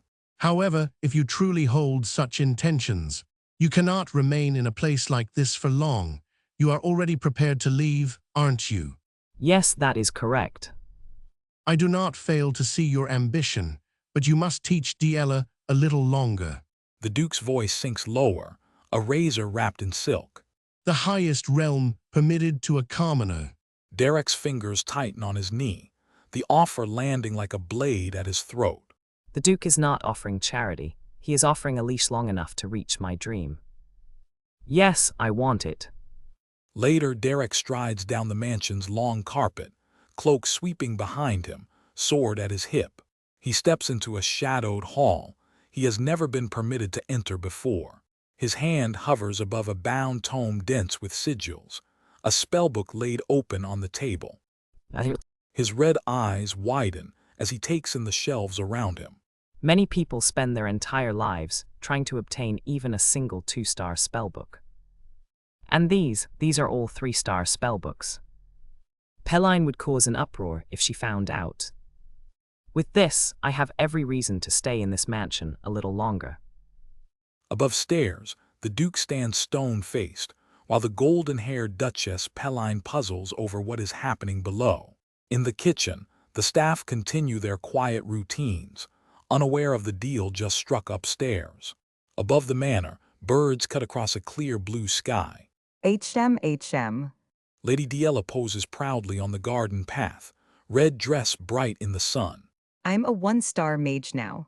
What? That's it? Your student achieves something and you're not happy. Because it wasn't an early achievement. Well, since you did cast a 1-star spell once already, it seems you've recovered quite a lot in 3 days. Ha, seriously, you're not easy. You definitely cried a lot back then.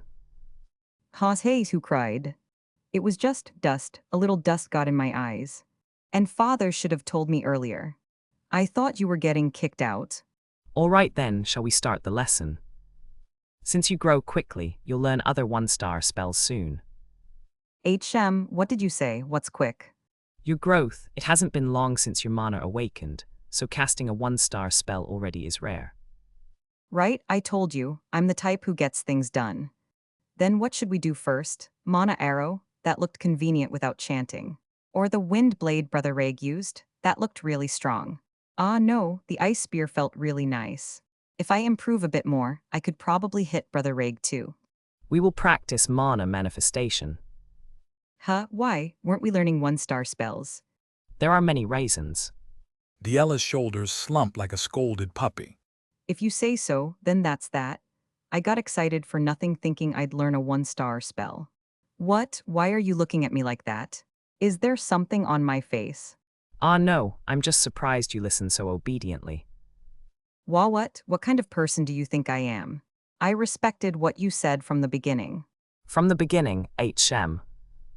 A memory surfaces, filthy water sluicing over Derek's silver hair, courtesy of one very small aristocrat. You poured dirty water on my head, twice. Hard to forget. Nice weathered hahorha. Mana manifestation sounds fun. I want to practice already. Ahahaha, fun mana manifestation, hahaha.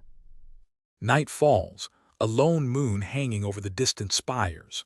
The Duplain castle rises tall and silent under the stars. Hard tough. Diella stands hunched in the moonlit garden, breath ragged, tiny motes of mana flickering around her. Sounds like you'll get busy soon. Hard tough. Whatever. Starting next week I'll have etiquette classes too. Isn't that a good thing? You've learned a 1-star spell. Now you receive a true noble education. You think that's good? Basic noble etiquette, foreign languages, geography, history, botany, piano, sewing. I don't know why I have to learn all that. How did Sister Aizelin ever endure all of this? That's why she is called the Flower of Duplain. And the center of Ebelstein society. I just want to study magic. Then do so. The Grand Duke hired me, so we have plenty of leeway. I wonder if there really is that much time. Who would fire me now? Father acknowledged you, but Mother won't leave it alone. Why does the madam want to drive me out? Well, learning from you distances me from noble dignity, and she fears I'll become like a mercenary. Even the duel. It was far from the dignity nobles pursue. Derek says nothing, his red eyes narrowing in quiet thought. Then that's simple. Shem. Lady Diella, silencing Madam isn't actually that difficult. Remove her justification. Hello. Morning light spills across the Duplain estate, its gates gleaming. Oh my poor child, to think she met such a dreadful teacher. The lady of the house paces with her maids, silver blonde hair swept back, her mouth tight with worry and disdain. Watch carefully, Diella, this is the mercenary way. In Pelline's imagination, Derek strikes a swaggering hero pose, cloak flaring. Yes, master, so this is the famed Ebelstein High Society. And little Diella mimics him, arms akimbo, wearing the exact same reckless grin. Kaya, that is Diella Catherine Duplain. That a lowborn could possibly teach Diella. Even if my husband approves, I am the lady of this house. I must find a way. Mother. Pelline turns, her scheming instantly dissolving into a mother's ache. Diella, oh Diella. Even if people call you all sorts of things. You immature girl, this mother likes it when you smile in my arms. A single tear slips down Pelline's cheek as she cradles her daughter close. Diella steps back, twirling a fresh blue dress, butterflies drifting around her hem like a spell of her own. Hurry. I couldn't leave my room while I was treating my injuries, so I regret missing the chance to talk with you. I have many conversations I wish to share with you, but unfortunately, I have piano lessons this morning. Oh well, I see. Pelline stiffens, the ground shifting beneath her polished boots. Then I'll go first, since I'm busy with my classes, Mother. Diella, etiquette classes, haven't started yet, right? They begin next week. Yes, Mother. Thanks to your concern, I'm very much looking forward to them. Oh, yes, hurry along, you'll be late. From above, the courtyard fans out beneath them, maids scattered like careful chess pieces. Diella crosses the sunlit courtyard, all grace blue skirts brushing the stones. A maid nearby stumbles, a book thudding to the ground beside her. The other servants freeze, whispering, dreading how the young lady might react. Oh my, are you hurt? Diella offers her hand, helping the trembling maid back to her feet. Please, my lady, don't overexert yourself. Yes, my lady. From an upper balcony, Pelline watches every gesture, her carefully rehearsed script slipping through her fingers. Her daughter, the one she meant to protect, has already become someone she no longer has an excuse to control. In the elegant Ebelstein noble district, leaves drift past a graceful angel statue watching over Rosia salon. The salon has been bursting with laughter lately, and the young ladies gather again for tea. Lady Azeline, I was truly worried at the last gathering. You look so weighed down with worry, it nearly broke my heart. Oh, was I? I didn't mean to make you worry. Most of what I was worried about has been resolved. So I feel much better now. That's a relief. When I heard the rumor you went outside the noble district to save someone, I was so worried. The fiery redhead across the table is Elent Alfione Belmuid, second daughter of House Belmuid. Her curiosity smolders beneath a practiced noble smile. I was a bit busy because I went to find someone myself. What? Azeline went to find someone in person. What does that mean? Just how incredible a teacher did that person have to be for the Duplain young lady to seek them out herself? For Lady Diella, you say, your younger sister. Denise Linier Veltus, second daughter of House Veltus, leans in eagerly. Yes, that's right.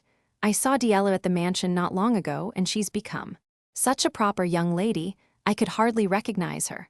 She even manifested one-star magic. And her conduct was so neat and composed, it made me feel I needed to work harder too.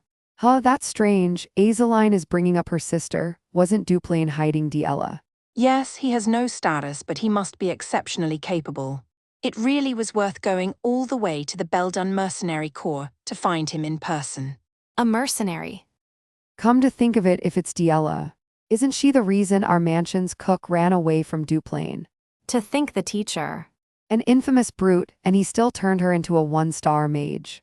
Elent lifts her cup, her orange eyes sharp with hidden interest. Lady Elent really is kind. But behind her innocent smile, a probing glance flickers. Lady Azeline, may I ask the name of that magic teacher? I'd like to at least know his name in advance. His name is Derek. Derek. Derek is also teaching her a little etiquette. Meanwhile, back at the Duplain mansion, Diella herself sits across from the sharp-eyed housekeeper. Etiquette really is hard to learn on my own. I see. How admirable of you to study by yourself. It's less that I studied on my own, and more that Derek taught me. What was difficult when you were studying by yourself? Most of it was difficult. I see. Derek. That damn Derek. How many times is that name going to come up seriously? Katerina stalks down the marble hall, her composure cracking with jealousy. I don't know what he did to Diella, but I can't just let this stand. There has to be some way around this. Lady Diella, she's been so kind to the servants lately. She's gotten so gentle. Lady Diella looks like she's been in such a good mood lately. She's changed so much in just a few weeks. It really is surprising, because that's the kind of demeanor I only ever saw in Lady Ebelstein. You can feel noble dignity from Lady Diella now. Night falls over the estate, and stars spill across a quiet sky. In a lonely clearing beyond the walls, a lantern glows against the dark trees. An open spellbook rests on the grass, its arcane circles faintly aglow. Sweat beads on Derek's brow as swirling blue mana coils around him. His crimson eyes narrow, focused and unblinking as raw power pulses through him. Blue flame wraps his body, wild and alive. A gloved hand rises, shaping the spell. The mercenary slumps against the grass, chest heaving, exhaustion painted across his face. Oh, sorry, was I interrupting your training? Not at all. What brings you here? I wanted to talk a bit about Diella. All right. But before that, isn't that a 3-star spellbook? Yes, it is. His Grace lent it to me. He lent that to you? Yes, it's a difficult level for me right now, but there's no harm in studying ahead of time. Enough. That's right, impressive. So, what about Lady Diella did you come to see me for? Oh right, that. Actually, it's a bit complicated. But what do teenage girls like these days? If I embroidered a doll that looks like her, would she like it? Derek stares back, crimson eyes flat with silent horror. Absolutely not. All right, yes, I figured it would be like that. I'm not saying I'd make it or anything. Yeah, I don't think it's that desirable either. The two stand in silence for a beat, awkwardness settling like night dew. Anyway, I'm grateful to you. They walk together along the moonlit path, hands in pockets. She's been focusing on managing the territory, and Father doesn't show it, but he looks satisfied. Is that so? It's hard to read His Grace's feelings. The mood in the household has been good lately. Even Valerian has been focusing. Everyone in this mansion would agree with that. I guess I should accept what I need to accept too. People can change. Especially kids at that age. I don't know if I simply didn't realize it sooner, or if I was avoiding it. Lee straightens, resolve settling into his face. Thank you. Derek's crimson eyes flicker, caught off guard by the sincere gratitude. By the way, Diella's magic felt like a different kind of magic. Did you notice the difference? Yeah, it was something like drawing a picture. A genius is a genius, huh? She's Duplain to the bone, I guess. It shouldn't be easy to notice that difference. Yes, Lady Diella uses the mana operation of the School of the Wild. The School of the Wild, I've heard of it. Each person's way of using mana differs greatly. Once she reaches a certain track, she'll study on her own without needing me to teach her anything. At that level, a teacher's interference actually becomes more of a hindrance. Her time to shine comes eventually. 2 months later, sunlight streams across freshly cut flowers. Pink freesias glow in the warm parlor light. They bloomed so prettily, so I brought them to put in your hair. They smell nice. What is it? Why flowers? It feels like spring has already been around for the past few months. I've gotten much closer with the servants too, and I'm already comfortable using even 1-star magic. I guess I missed so much all this time. I think it's all thanks to Derek. I was wondering why you looked so happy today. Is it magic lesson day? Then I should put the flowers in nicely. Give me one of the leftover flowers, so I can give them to Derek. The freesias catch the light like a promise. Then the stem slips loose, tumbling from her hand.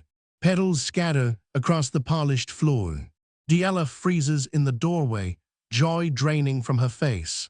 What do you mean by that, Derek? You heard me. There is nothing left for me to teach you. Derek's face stays calm, his crimson eyes lowered against a hidden ache. That's how the principles of the seasons always are. Just as there is no eternal winter, there is no eternal spring. Inside the Duke's study, the young white-haired mage sits across from Duke Duplain, his face set in quiet resolve. But Lady Diella belongs to the school of the wild.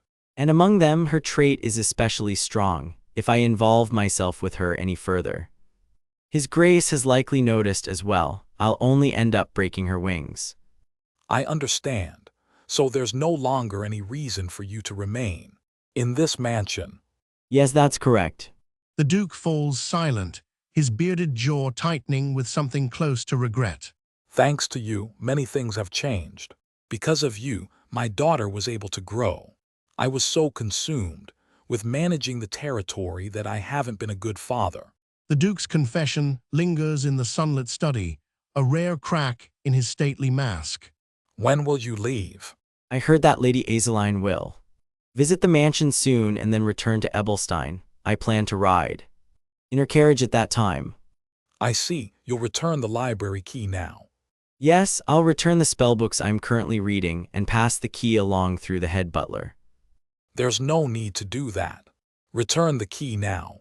The young mage's red eyes flicker in surprise as he clutches the borrowed book. If there's nothing else, you may go. Right. Dismissed, Derek stands in silence, the weight of leaving pressing down on him. His gloved hand rests against his chest, steady and calm, hiding the storm within. He walks the long marble hall alone, his footsteps echoing through the empty mansion. Lady Diella. The blonde noblewoman stands waiting in her scarlet dress, blue eyes wide with the news she already suspects. You show up out of nowhere, and now you're leaving again out of nowhere. It can't be helped, I guess. Anyway, can't you stay? I know you won't listen, but I'll say it anyway. Once Lady Diella builds up more skill, you'll go to Ebelstein for your debutante. Diella's brow furrows, her blue eyes shimmering as she fights to hold in her feelings. We can meet again then. If my level rises a little more by that time, I'll be able to teach you something new. You're annoying. You always say the right thing, so I've got nothing to say back. Night falls over the Duplain estate, the moon a pale wound above the sleeping castle. In her bed, Diella's breath quickens. A shadow is stirring inside her dreams. Diella, you're a useless child. An utterly incompetent child. A younger Diella, with pigtails, trembles under the weight of the words, tears bright on her cheeks. Someone like you should never have been born. A single blue eye snaps wide inside the nightmare, catching the crimson glow. Diella is falling, plunging through her own memory of terror. No. She jolts upright in bed, chest heaving, drenched in cold sweat. The dim bedroom slowly resolves around her ragged breathing. It was a nightmare.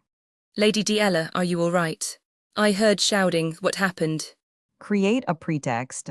Go back to slapping her in the face like before and throwing tantrums and causing trouble. Then, maybe I'll go back to that. Then he would stay here for me, wouldn't he? Lady Diella, are you all right? Are you feeling unwell anywhere? No, Derek. I'm not going to do something like that anymore. I'm fine, don't worry. That won't make me valuable. If I drop you off by the commercial district, that should be fine, right? Yes, I'd appreciate that. Go and say, your goodbyes, we'll be departing soon. Cloaked and packed, Derek turns toward the courtyard one last time. The Duplain family and their staff have gathered outside to see him off. Diella stands apart, arms folded, refusing to look up. So you really are leaving?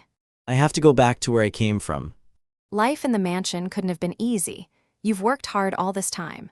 If anything happens, make sure you contact me. I'll help as much as I can. Thank you. Derek's red eyes settle on the small, stubborn figure of Diella and soften despite himself. He steps closer. Neither of them speaks first. What? Why are you looking at me like that? Did you think I was going to beg you not to go?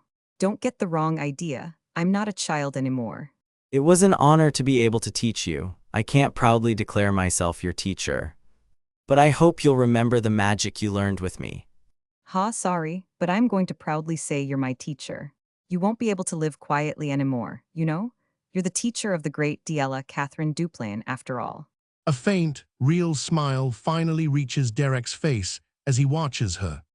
Take care of yourself. Don't go doing anything pointlessly dangerous and get hurt. I'll be fine. Please don't overexert yourself either. For an instant, his crimson eyes darken, hiding something colder underneath. I'm already an adult. I can take care of myself. A dark-haired woman from the household steps forward and pulls him into a quiet embrace. Derek, take my words to heart. Lady Diella. Diella hangs back, arms crossed, jaw stubborn, trying not to let anyone see her tremble. Gently, Aizelin turns the girl toward the departing mage, urging her to say the words before it's too late. You don't need to become an adult so early. As the carriage begins to pull away, Diella's stubbornness finally cracks. She rushes forward, hand thrown high. Derek. See you again. Her small hand strains toward the vanishing cloak, waving with everything she has. She stands alone in the courtyard, staring after him as the carriage rolls into the distance. Let's meet again in Ebelstein, Lady Diella. The red jewel at her throat catches the sunlight as a shy, hopeful smile breaks over Diella's face. Okay. Far from the shining mansion, a battered wooden door creaks open onto a dim, filthy hovel. That's right, kill him. Hooded and grim, Derek stands surrounded by leering rough men who shove a bloodied captive toward him. Beat him up more. A fist crashes down, cold and mechanical, no trace of the gentle teacher who taught a noble girl magic. A body lies broken on the rocky ground, blood dark against the stones. Derek. His crimson eyes are cold now, empty of the softness Diella used to draw out of him. A quiet sky above a familiar name. The tavern called Beldun's Tier waits at the edge of the day. The old wooden sign hangs above the door of Beldun's Tier, the kind of tavern that never really changes. This is honey wine, the kind nobles act all classy about. Inside, a bearded barkeep leans across the counter toward a white-haired young man in a dark cloak, a blonde woman propped beside them. But you used to love it. It's a welcome drink, so it's on the house. Thank you. Were you always this pale? Did you get even paler after living like a noble? The blonde woman rests her chin on her hand, eyes narrowed with playful suspicion. When I heard you became a magic teacher, I figured the nobles all took some kind of drug together. Her question hangs in the warm tavern air. Derek lifts the mug, face calm and unreadable. I simply worked there. There isn't much to tell. He sips in silence, his answer as short as his cloak is long. Would it kill you to talk about it? Pelline, that's enough. Drink this.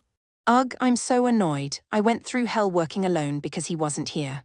But thanks to that, Derek must have brought back plenty of money, right? So did they pay well? I received something more important than money.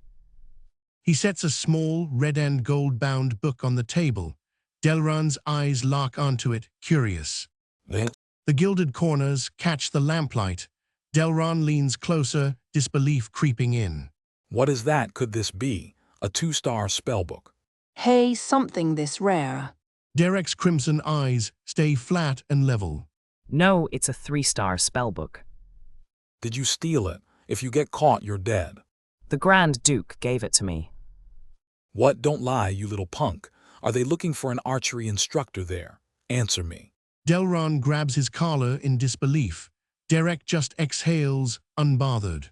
Hi. Night falls. A single candle burns low on a worn table as the tavern quiets. Pelline has passed out at the table, Derek flips through a request ledger, cool as ever. Huh, you're taking on a request when you just returned. Have any requests come in lately? Yes, if it's something light, like a simple subjugation.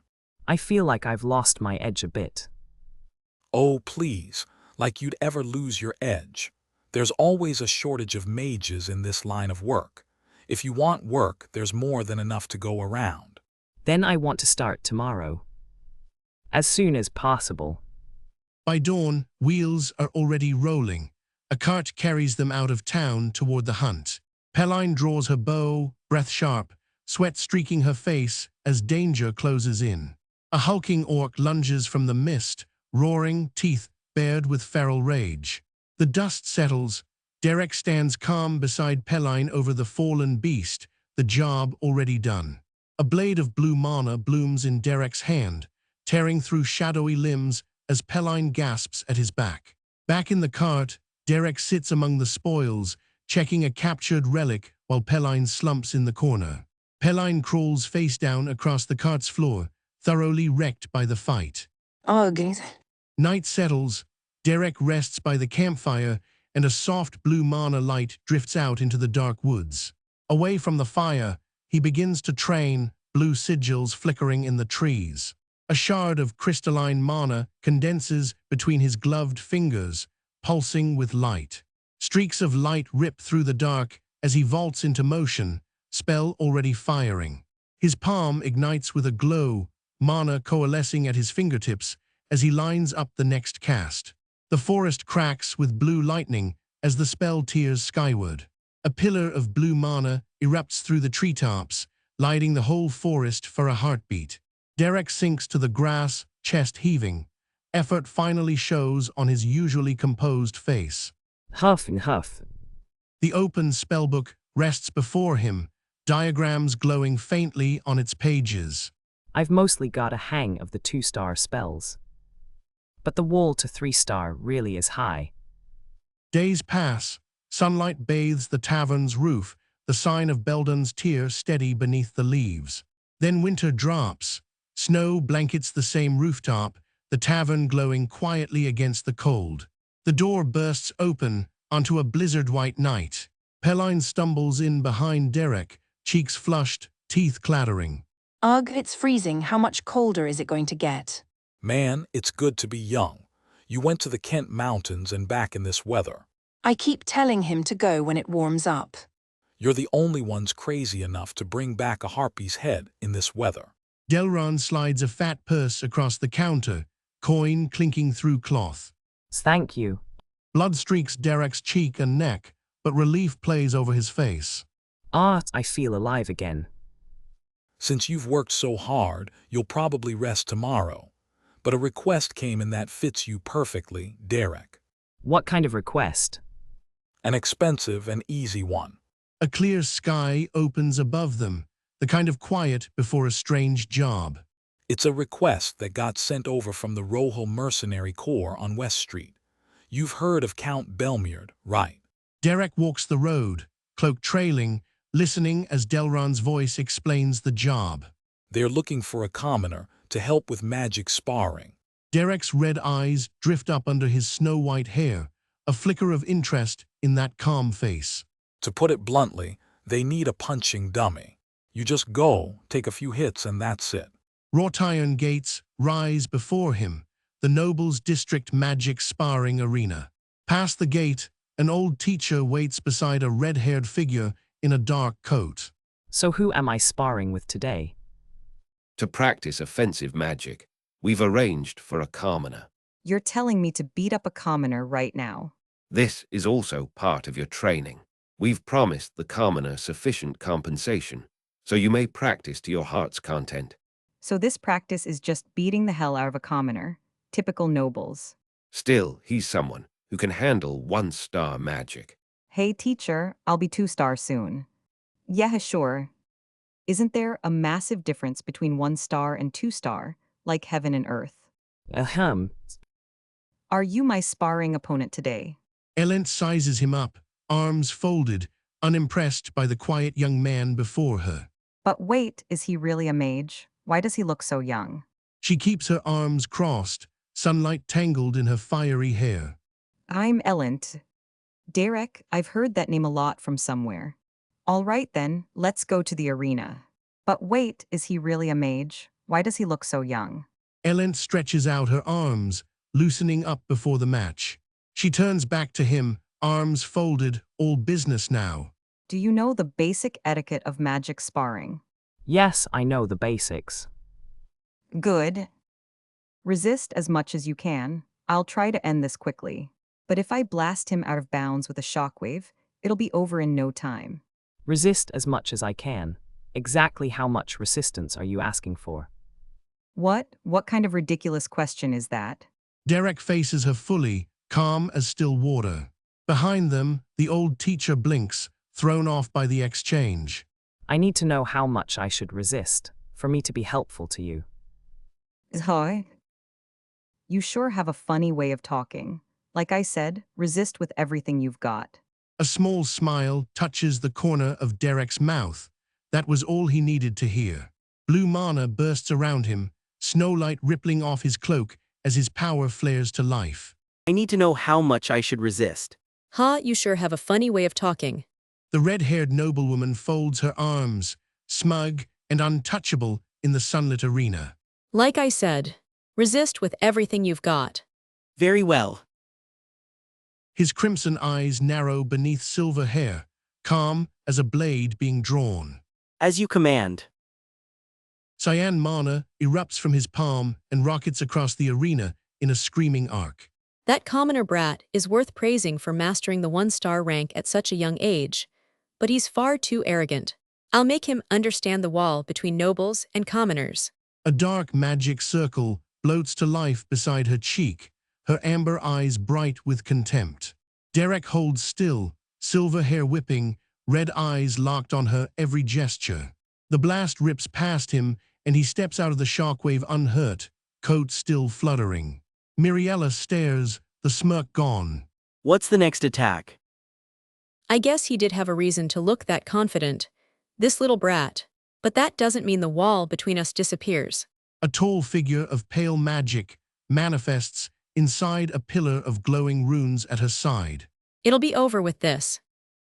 Blue ice spears rain down from every angle, hunting him across the polished stone floor. Derek stands his ground, arms sweeping across, and the ice spears burst around him one by one. Her amber eyes go wide with disbelief. The last shards splinter into harmless mist behind him. It's a simple spell. It seems the claim of him being a veteran mercenary wasn't just empty talk, but he can control it to this degree. Ho, for a commoner, his level of magic is excellent. I admit that I underestimated him. Then this time, I'll attack him seriously. She changed her strategy. The blue ice snuffed out, molten orange arrows bloom in the air above her. For a noble, to have this level of adaptability is pretty impressive. Miriella's face glows in the firelight, cold and focused. Hand raised, she calls down a monsoon of burning arrows. I can't dodge this. A single red eye flicks upward, tracking every falling flame. He plants his feet, and a spinning shell of blue mana erupts around him. Miriella rushes into the smoke, hunting for a killing angle. Out of the smoke he walks, unburned, silver hair matted with ash. His eyes snap wide, something is already on top of him. Miriella lunges, an ice spear crackling in her outstretched palm. A point-blank ice spear. At this range, there's no way to dodge it or even deploy a barrier. Her talent is insane. At the last instant, his hand flashes up, and a burst of white light explodes in her face. Damn it, my eyes. Ugh. Where did that bastard go? If I can just find his position. I didn't hear a thing. Behind her, Derek glides forward through the dark, an ice blade humming beside him, silent. Did something just pass by? Don't tell me. It's a delusion-type magic that makes sound disappear. Then that first attack that missed. How dare he go easy on me? Not a chance. She flings a curtain of ice shards toward the shadow at her back. He weaves between the ice, closing the gap. He's closing the distance, fool. I'll manifest first and end this. They kick off the ground at the same instant, hurtling toward each other. Huh? Violet lightning is already crawling out from under his boot. The tip of his toes are manifesting magic. In the observation box, the bespectacled examiner leans forward, mustache twitching. Impressive. He seems to be from the school of the wild, but I can't read the flow. From the perspective of the school of regulations, it's hard to keep up. You are seriously an interesting kid. I'll be honest, at first I looked down on you and I thought you were just a blustering liar. Miriella lowers her eyes and rests a gloved hand over her brooch, quietly proud. Thank you. Then a bolt of violet lightning slams up into her body and lifts her off the ground. Derek rides the same current, mana whipping around him. His crimson gaze burns clean through the storm. Miriella crashes onto the tile, sprawled and stunned. Derek lands inside a churning ring of violet mana, calm at the eye of the storm. Kaya. Her red hair whips in the aftershock as she staggers, back turned to him. Derek's eyes glow blood-red, unblinking. The commoner has stopped holding back. A silver-haired mercenary leaps out of the sky, magic crackling around his gloved fist. A red-haired noble lady braces below him, her long ponytail whipping in the wind. His crimson eyes narrow, cold and focused, locked onto his target. Her mouth flies open in a stunned cry as the strike closes in. A golden bell swings hard through the air. Sweat beads on her forehead, her orange eyes wide with shock. The old bald magic teacher rings the bell, calling the sparring match to a halt. Thank you for the match. The lady lowers her guard, her crimson mane settling in the sunlight. A pearl brooch gleams at her collar, marking her rank. Beyond the training ground, an elegant garden salon waits under a bright blue sky. Inside the salon, she takes her seat on an ornate chair, a steward at her side. No, Lady Ellent, you're the one with reflexes I've never seen before. Seeing you flatter me like that, you must be pretty used to this world. You're a splendid mage. I have to survive as a mercenary. Save the humility, I like hardworking people. I heard you're a commoner, though. That old magic teacher behind me probably won't like you much, so don't get on his bad side. There's another sparring match at the Rosier Salon next time. I might even get a good result. Derek's red eyes stay flat, unimpressed by her confidence. With your skill, I don't think you'll have much to worry about. Well, maybe, but I'm not interested in small fry. A vision blooms in his mind, a blue-haired mage haloed by glowing runes.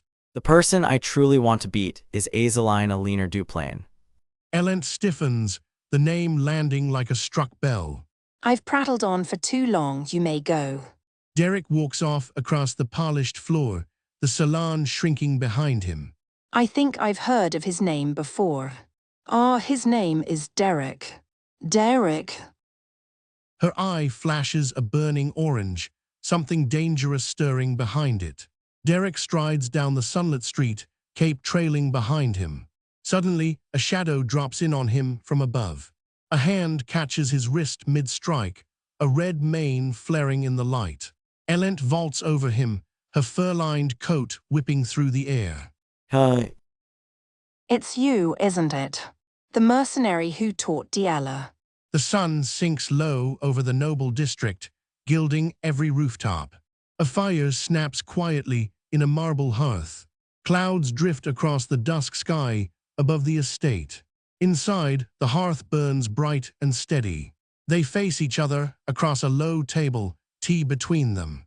I'll get straight to the point. If I can beat Azeline, I'll do anything. You want to defeat Lady Azeline? Yes, Azeline still isn't a 2-star mage yet. It'd be best if I reached 2-star first. Competitive spirit, what a nice way to dress it up. Before, I wanted to beat Azeline so badly. I wouldn't even hesitate to do something unsightly. Jealousy is dirty and pathetic. I was jealous of Azeline, the results didn't turn out well. No matter how much I gossiped behind her back, no matter how I tried to dig up her flaws, Azeline only tried to understand and embrace me instead. Why are you telling me this? I wanted you to know my sincerity, even if I had to expose my shameful side to do it. Derek studies her in silence, unreadable. Firelight fills the salon as the two sit across from one another. A hush settles between them, the fire crackling softly. If you stayed with Duplain, you should know well enough how skilled Azeline is, and what my skills are like. That's why I'm asking you, what must I do to defeat Azeline? It's true that Lady Azeline's skill is at an astonishing level, but you also possess tremendous skill. And this young lady in front of me isn't asking me this because she wants praise. She's desperate. So if you work hard to refine your abilities, Desperate enough to want an answer, even from a lowly mercenary. The fire pops in the hearth, the room holding its breath. Derek's face turns cold and honest, the pretense stripped away. He hesitates for one long beat. you can't beat her. His red eyes hold hers, refusing to soften the truth. Even so, I want to win. Even if it's impossible, I'll win. You made that good-for-nothing Diella into a mage. So you can make it so I can defeat Azeline as well. Well, can't you? Derek lets the silence stretch, considering. But before that, there are things that are bothering me. It's not that there's absolutely no method worth trying. Now we're talking, what are they? In his memory, a small blonde girl lies fallen on the marble floor. A gloved hand tightens around a sword hilt. He raises the blade, mana crackling along its edge. I don't know the details. But don't worry, I'll do anything to win. Secondly, as you know, I'm a mercenary. That means that's what you're worried about, that people will talk. That they'll sneer that a noble young lady learned magic from a mercenary. Listen, Derek, I'm serious right now. Her orange eyes blaze with defiance. So don't you dare try to judge my sincerity for such a petty reason. I'm going to become someone whose name resounds across the entire empire. I know very well what matters more than pride. Derek blinks at her, calm and completely unbothered. No, I'm saying you need to pay me because I'm a mercenary. Elent freezes, mouth open, the fire suddenly leaving her face. The realization hits her all at once. Ah, money, that's what you meant. Of course, I can pay as much as you want. The marble angel presides over the noble academy gardens, leaves drifting through the calm afternoon sky. In the next gathering, there will be a magic sparring match. I hear young Lady Elent has grown even more outstanding, so I must train hard too. Oh my, the next gathering is already here. I absolutely must attend. Young Lady Azeline, you are quite humble. Young Lady Elent, you were here. Flame-haired and radiant in orange, Elent steps closer with a knowing little smile playing on her lips. Elent Alphione, Belmiard poses with the confidence of a woman who came here to win a very different match. I know, I could hear your voice from far away. We shouldn't get involved, should we? But do you also need to prepare? Recently you haven't lost a single match and you're called the flower of House Duplain. Thank you for the compliment. But since you're my opponent, I can't let my guard down, you know. Actually, I've brought in a new magic instructor, so I'm feeling a bit confident. He's a commoner, but his qualifications were excellent, so I went ahead with it. Oh my, if you're vouching for him, it seems you have considerable trust in this new instructor. To be precise, it's not me but you who trusts him. Pardons me. That instructor's name. Bahaha, take a look at those eyes. You're frustrated and upset, aren't you? I was able to get what you couldn't. My goodness. Congratulations, as you already know, he's truly someone dependable and trustworthy. Congratulations. Thank you. Truly, it means the world to me. This isn't the reaction I was expecting. Oh. Diella, should I also ask Derek to tutor me in magic? No, there's absolutely no need. Unless it's truly necessary, please don't. You're someone precious to me. That's right, Azeline. Now that you're pondering over it, do you understand what it means for me to have Derek? Feel free to get angry, Azeline. He is mine. Elent Alphione Belmiard's instructor. Young Lady Elent, Derek seemed to be a little. Oh my, has it got this late already? The conversation was enjoyable. Since today is my first day of lessons, I ought to leave a bit early. I hope nothing goes wrong. Derek isn't a bad person after all. From a garden pavilion, a silver-haired lady watches them over the rim of her teacup. They too are working quite hard. Things somehow turned out this way. I'm planning to focus on their commissions for the time being. House Belmeard, somehow the scale of your work is continuously growing. It's convenient that I don't have to travel to their estate every time. Hey, that's easier said than done. Is it even possible to beat young Lady Azeline in a duel? No matter how talented your student is, Azeline's star gap will overwhelm her. Look, I've heard enough of the impossible talk. What plausible method even is there? It's not like it's impossible. It's because of said plausible method that I need your help. And for safety, Pelline too. Oi! You're thinking of something dangerous rather than realistic, aren't you? Reality is inherently dangerous. I fell for the scheme. I got completely swindled by con artists. Wow.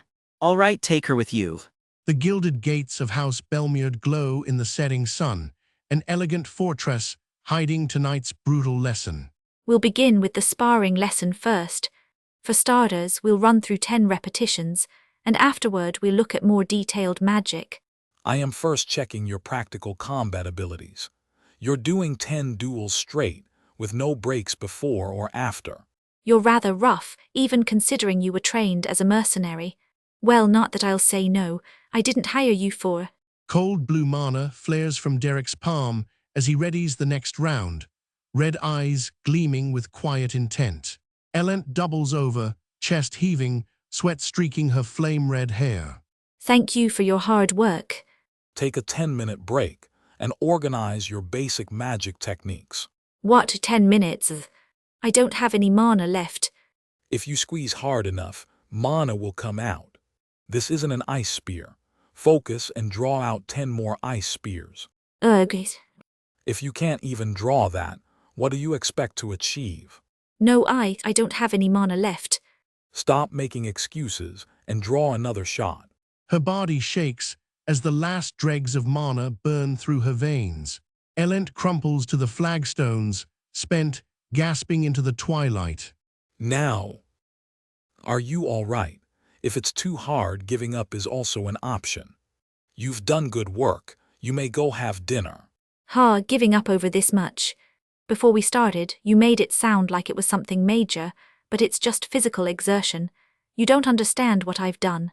In order to survive within Ebelstein's high society, something like this, it's nothing. I was short-sighted. I'm just a bit tired from attending a social gathering today. Tomorrow I can really give it my all. So tomorrow we should raise the intensity more. At this level, honestly, it's not even proper training. Tomorrow, you say? What do you mean? I thought I mentioned it. We're currently having an evening session.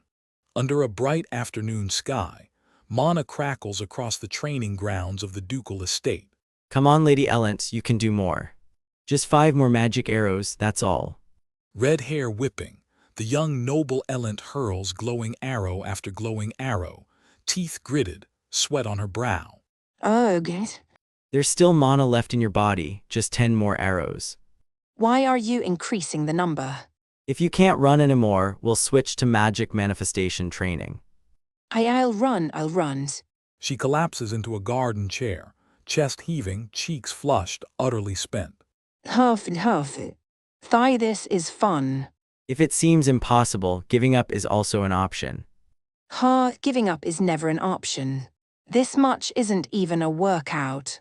Then I think you've rested enough, time to spar. What? I just sat down.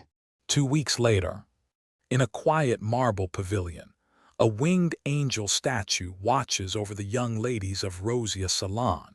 La Lady Denise, when Lady Azeline arrives, could you wake me up? All right. Thank you. I've been so preoccupied with magic training these days. I'm curious about something. Ellen slumps face down on the table, too tired to lift her head. It's because I want to win. It's because I want to win. Denise watches her, blue eyes soft and thoughtful. The silver-haired girl looks down, choosing her words carefully. Hang in there, I'll cheer for you. A gentle smile softens Denise's features as she turns back to her book. Then, from across the pavilion, a maid announces the newest arrival. Lady Azeline has arrived. Ellen stiffens against the table, still pretending to sleep. A dark blue-haired beauty steps into the salon, poised and radiant. Lady Azeline, the flower of the duchy. There's a new clothing store that opened. Want to check it out? Oh, I'd love to. Let's go. Ellen holds her breath, hair over her face, waiting for the danger to pass. She left. Yes. Phew, she didn't see me, did she? I was sprawling on the table. Probably not. That's why my father. Oh my goodness. Lady Ellen, she seems to be very tired. I wonder if she's actually okay. Night falls over the ducal mansion, its windows glowing warm against the dark. Lady Ellen, there's a gift from House Duplain.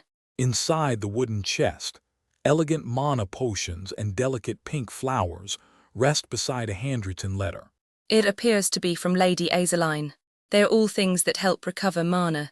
Very high-quality items, so they'll be a great help to you. Throw them away. Pardon. Throw them all away, don't let me. See them. Yes, understood. Let's finish preparing. Is Derek here? Yes, he arrived at dawn. And is preparing for your lesson. To the dear young ladies of Rosia Salon. Winter approaches and soon the pure white snow will fall. How are you all doing in the cold winter? I wanted to share these with you, dear young ladies, so I'm sending this. May today be a peaceful day for you as well, Azeline. Ellen's fist trembles at the graceful words. Every one of Azeline's kindnesses feels like another cut.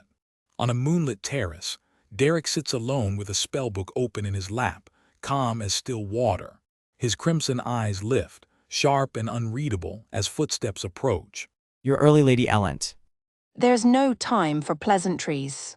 Oh, Derek, what's your assessment? Pardon. You should know well, it's been several weeks since training began. Giving up is a good strategy too.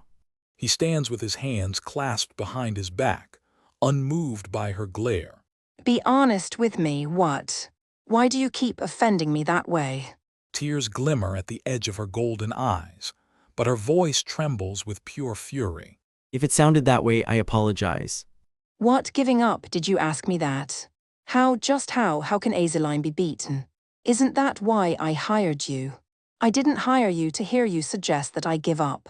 If you're going to talk such nonsense, just get lost. You're wasting my time otherwise. So what if you can't win? Obsessing over victory may actually hinder growth.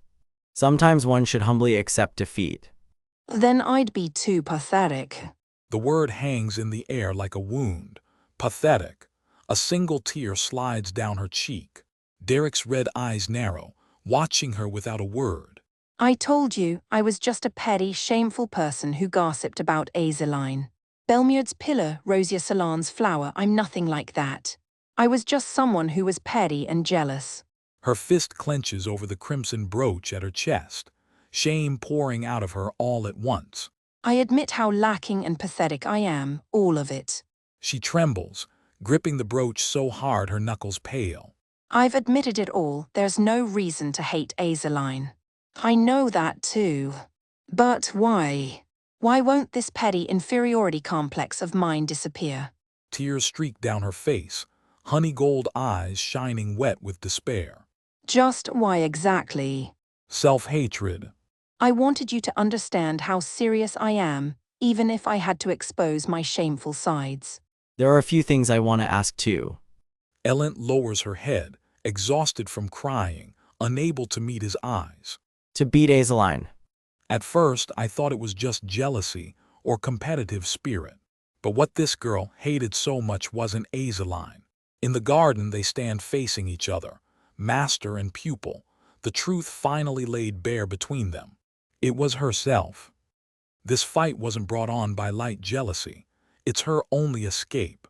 An escape from her self-hatred, from the crushing weight of her own inferiority. Then let's win. Her breath catches. The tears still wet on her cheeks, she stares at him, hardly daring to believe what she just heard. I will make sure of it. The carriage rolls through a sea of golden wheat, wheels drumming under a wide summer sky. A grand mansion rises above the courtyard. Belmuir County, Belmuir Mansion. We've arrived. Velmir, you've returned from Ebelstein. I trust you've been well, Count Belmuir. The old tutor bows low, the polite lines of a lifetime servant. Count Belmuir, Tristan Ainault Belmuir, red-haired, sharp-eyed, the master of this house. It's been ages since I've seen my treasure, Elent. Has she been doing well in Ebelstein? Yes, my lord. She has been concentrating even more on her magic training recently. Ho-ho, I've never seen a young lady with talent like my Elent. That child will surely surpass even me. Ha-ha-ha, I hope so as well. I mustn't mention that she's been learning from a commoner. That won't do any good for me, or Lady Elent. Velmir, I have some business in Ebelstein soon. Pardon. What if I go find Elent myself and surprise her with a gift? The Count smiles behind his fingers, pleased with his own idea. Ah, yes, of course, my lord. Meanwhile, far from that quiet mansion, under a cold moon on the outskirts of Ebelstein, a stone arch waits at the mouth of a nameless labyrinth. A single boot stops at the threshold. 4 figures stand at the entrance. Elent, her red hair loose in the wind, Derek, the white-haired tutor, a bearded mercenary with a heavy sword, and Peline, a green-cloaked scout. Is it really okay to take Lady Elent into the labyrinth? Elent stares at the black mouth of the ruin, her voice small. Wait, you're asking me to go into the labyrinth? Me. Derek must have a plan. It's the lowest ranked labyrinth nearby. There shouldn't be anything too difficult. Still, though, what am I supposed to do once I go in there? Besides, is it really okay to just go in like this? You need to develop your instincts through real combat. He rests a hand on her shoulder, faint blue mana glowing from his palm. She stiffens under his touch. The sparring match is only a few days away. When one is short on time, this is the best method. Elent says nothing. The doubt writes itself across her face. A single torch throws long shadows as the 4 of them step down into the stone corridors. What is all this? Stay alert. It's a low-rank labyrinth, but you must still be careful. Derek, there are several goblins ahead. Right, I heard them. Derek, there's a big one behind us, an ogre maybe. What? An ogre? You can handle 1 ogre at this point, right? Depends on how much more I'm getting paid. We'll calculate that after we're done here. They are real monsters. A green arm swings down out of the dark. Derek pivots, cloak snapping, and drives them apart. A goblin lurches forward, crude spear leveled at her chest. Elent freezes, terror draining the color from her face. Peline cover. More goblins charge from the corridor, feet slapping stone. Peline draws, sights, and looses in a single breath. The shaft punches clean through the lead goblin's neck. Derek meets the second one blade first. Green flesh parts, dark blood sprays the wall. A fire ring roars past his shoulder, mana blazing in his palm. Peline knocks another arrow, cool and steady. Another goblin drops, throat pierced, gurgling into the stone. Elent stares, breath ragged, gold eyes glazed with shock. Huff and huff. Then from the deep shadow behind them, a pair of red eyes blooms open. The ogre. The mercenary hoists his sword up in both fists, grinning under his beard. How much are you worth, Squirt? The ogre lunges, its roar shakes the corridor to its bones. The mercenary cleaves in with a wide, brutal swing. Flame flares, a goblin shrieks as fire eats through its ribs. A blade bursts through a snarling green mouth, then vanishes. They are really trying to kill me. I could actually die. This can't be real. This can't be real. Lady Elent. Tears glaze her wide gold eyes. The world narrows to a single blur. Please stay focused. A goblin springs at her, spear first. I'm going to die. I'm going to die. I'm going to die. You need to kill it. The me so far.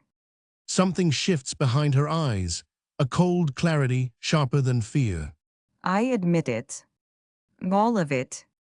She lies sprawled on the stones, the goblin's shadow already stretching over her. Why does that sense of inferiority never go away? A memory surfaces. A younger version of herself, dressed in silk, fists clenched around a jeweled brooch, tears burning down her cheeks. Why just what? The goblin leaps. I was simply arrogant. I've built nothing on my own. All I could do was envy and tear others down. Her gold eyes lock forward, sweat cold on her brow.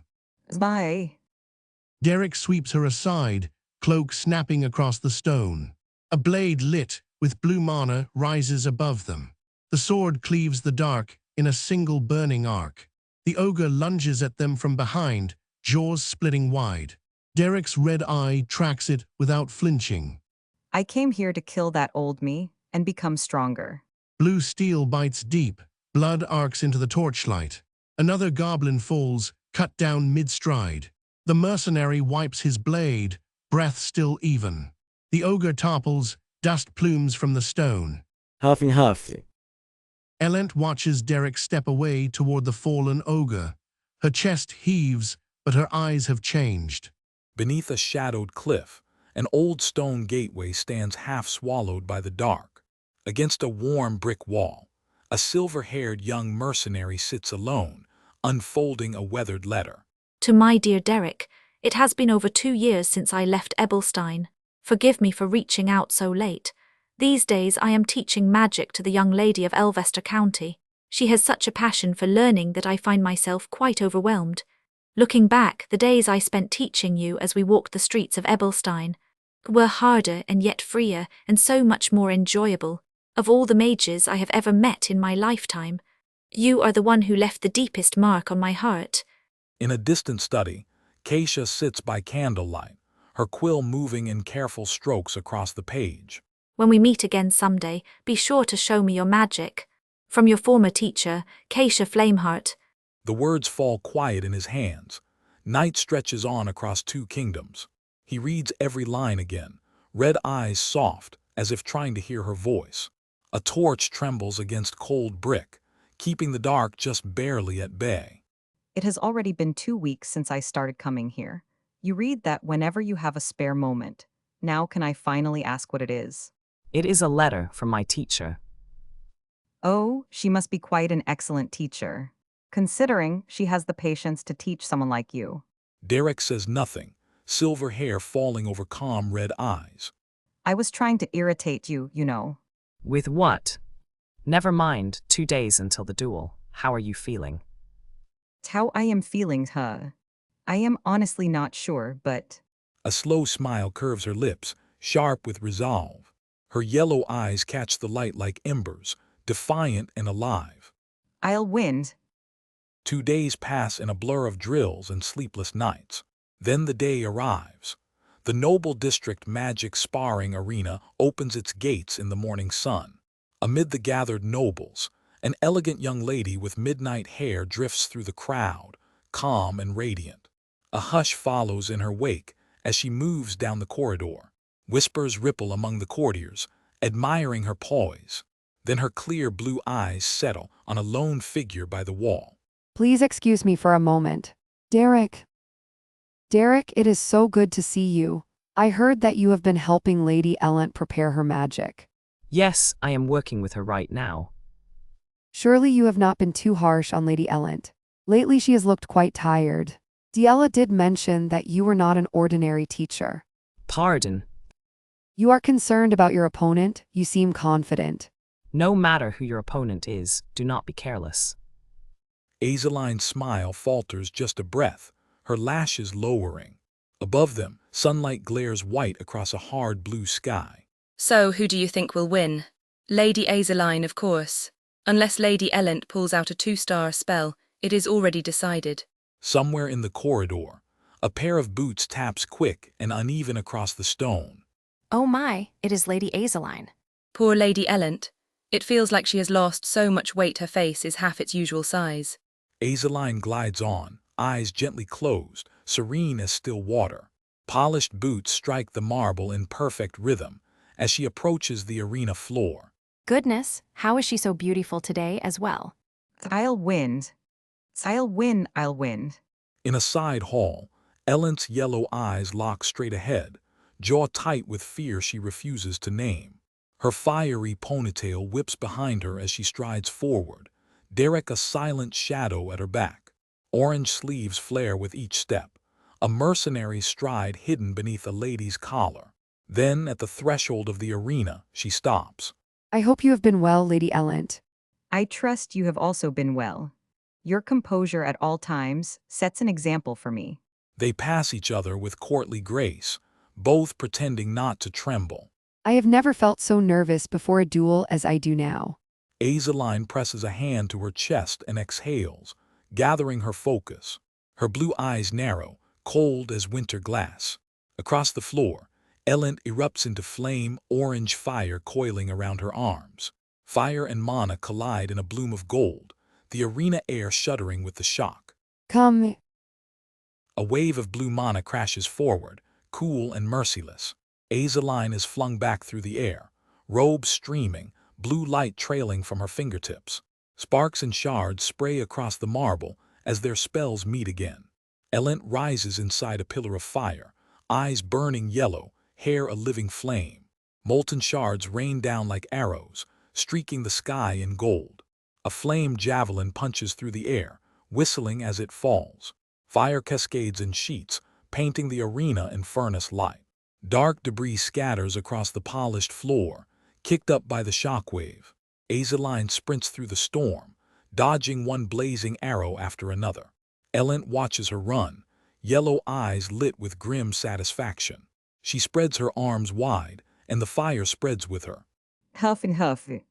Memory washes over her, cold stone under her knees, Derek's voice quiet in the dark.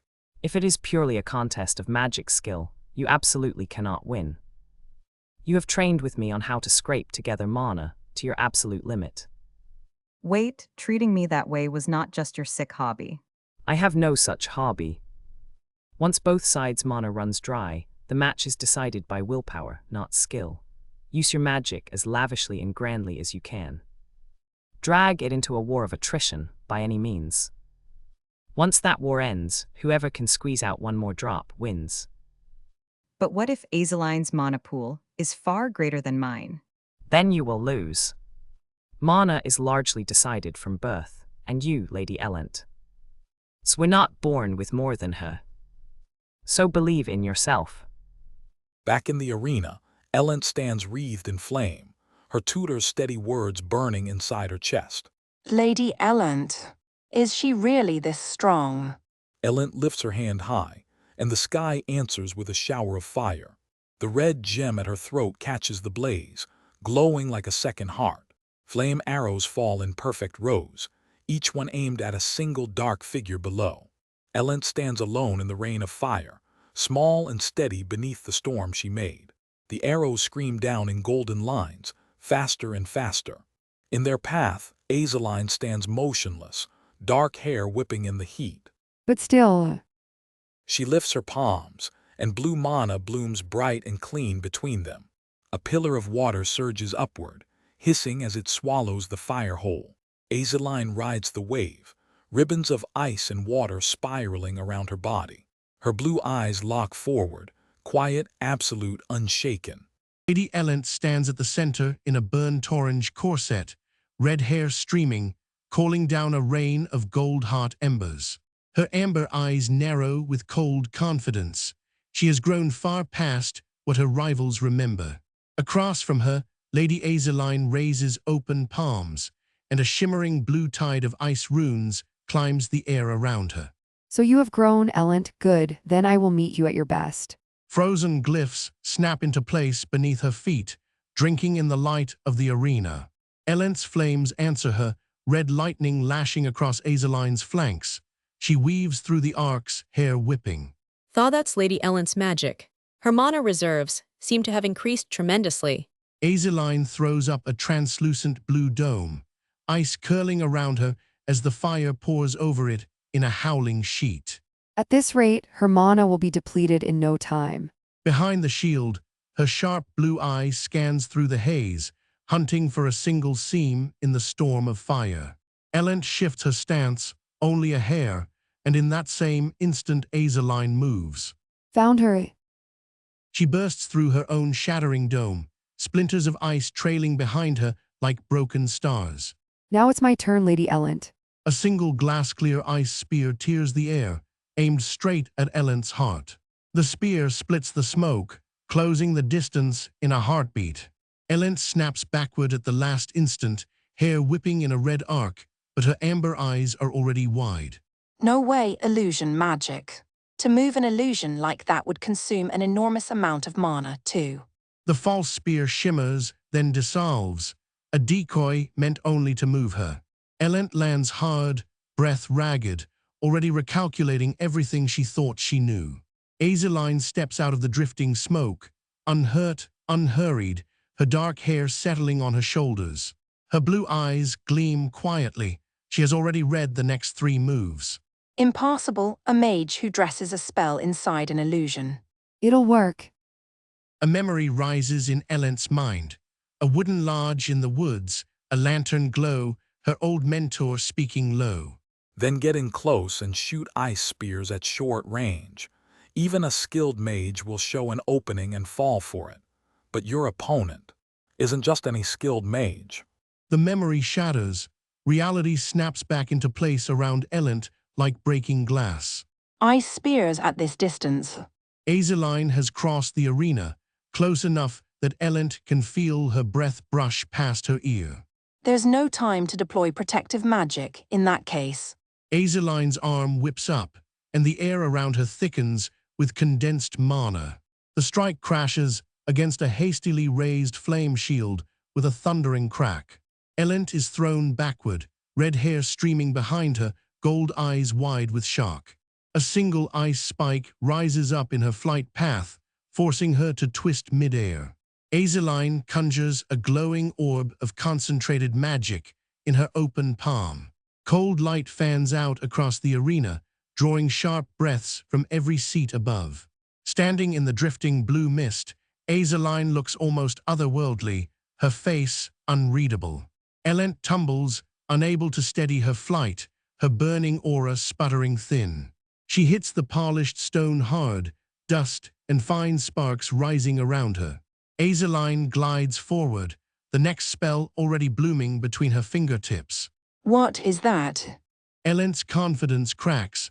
A flicker of raw fear crosses her amber eyes. Azeline says nothing. Her expression is steady, almost sad for the girl she once called a rival.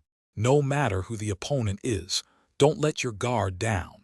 The memory of her mentor's dark cloak and low voice steadies her hands. I understand what Derek meant by that. In terms of skill and the way she uses magic, everything about her has changed. Azeline reads the coil of Ellent's stance, the tight breath of a mage, gathering all her power for one push. Then I'll also push forward with firepower.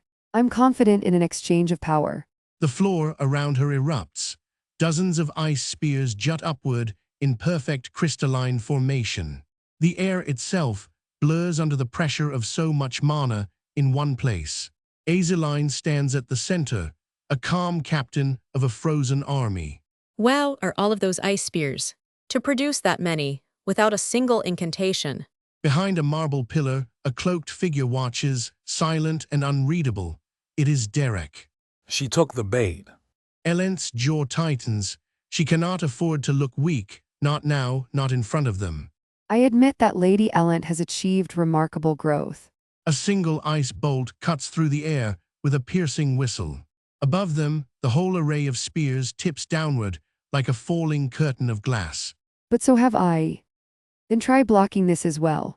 The spears fall in a shimmering torrent, faster than the eye can follow. Ellent's amber eyes flash. She lifts both hands, and a molten aura roars up around her. Not yet.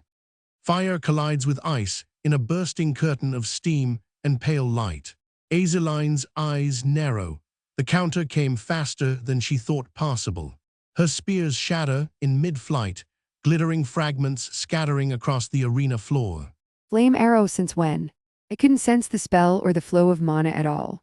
Was it from back then? Streaks of flame arc across the sky, converging on Azeline from every angle. Did she hide one arrow that whole time? She prepared for a moment like this.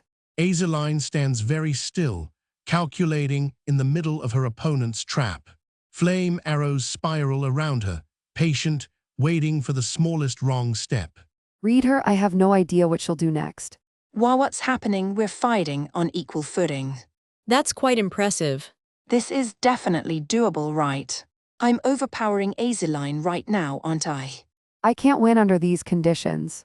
Tactics and boldness, Lady Ellen is a step ahead. Then... Azeline exhales slowly, letting her fear settle to the floor beneath her feet. A gust lifts her long dark hair, but there is no wind in the sealed arena.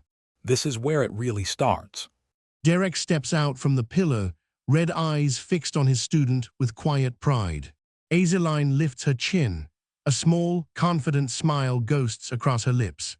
Blue mana coils tight around her, dense enough to warp the air like a heat haze. New ice spears form in a slow, deliberate ring around her, each one heavier than the last. What is this? Azeline steps forward through her own storm, calm as still water. Wind, what is this all of a sudden? I can't feel the surrounding mana. Mana alignment, a phenomenon where overwhelming mana momentarily controls all the mana around it. It lasts only for a breath, but for that breath, the surrounding mana simply vanishes. Derek watches without moving, quietly confirming what he had long suspected. The mana in the vicinity bends into alignment with hers. It happens when a single mage exerts mana far beyond their own limit. A ball of pure flame ignites in Azeline's outstretched palm, so bright it stings the eye. It compresses, tightens, humming with the low promise of ruin. The fireball swells to the size of a small sun, hovering above the arena floor. In short, it launches low and terrible, streaking straight toward Elend's feet. But that's... Azeline has now exceeded her own limits in this single moment. On a grassy field at dusk, Elend lies flat on her back, red hair fanned out around her, gasping for breath after brutal training. Derek walks over, calm and steady, a water flask in his hand. I've brought some water, please drink it. By a small campfire, she sits up, still trembling from exhaustion. Oh, thanks. Derek, I really am unsure. She fumbles with the cork on the flask, hands shaking from doubt as much as from fatigue. Can I really beat Azeline? Can I win just after a few weeks of training? You will win. To be more precise, you will win in a certain sense. Elend looks up, her golden eyes catching the firelight, something between hope and dread flickering there. Cut to the dueling grounds. Elend stands sweating, jaw tight, facing the woman she was told she could never beat. Could that be? Fire. Is that really Fireball? A 2-star one. A blazing orb of flame roars out of Elend's palm and streaks across the arena straight at Azeline. That's a Fireball. This was not the situation we were expecting. Elend scrambles sideways as her own spell blazes on. Derek watches from the sidelines, cold and unreadable. Derek, what's this? What do I do? Stop making that stupid face and tell me something. Useful, you fraud. The fireball twists in the air, dragging its own comet tail of sparks toward the master mage. Azeline flinches back. Elend screams as her own spell nearly clips her. Protective magic, how do I block a 2-star spell? Ice Spear, it won't work. I knew it. It's impossible to defeat Azeline. Someone like me.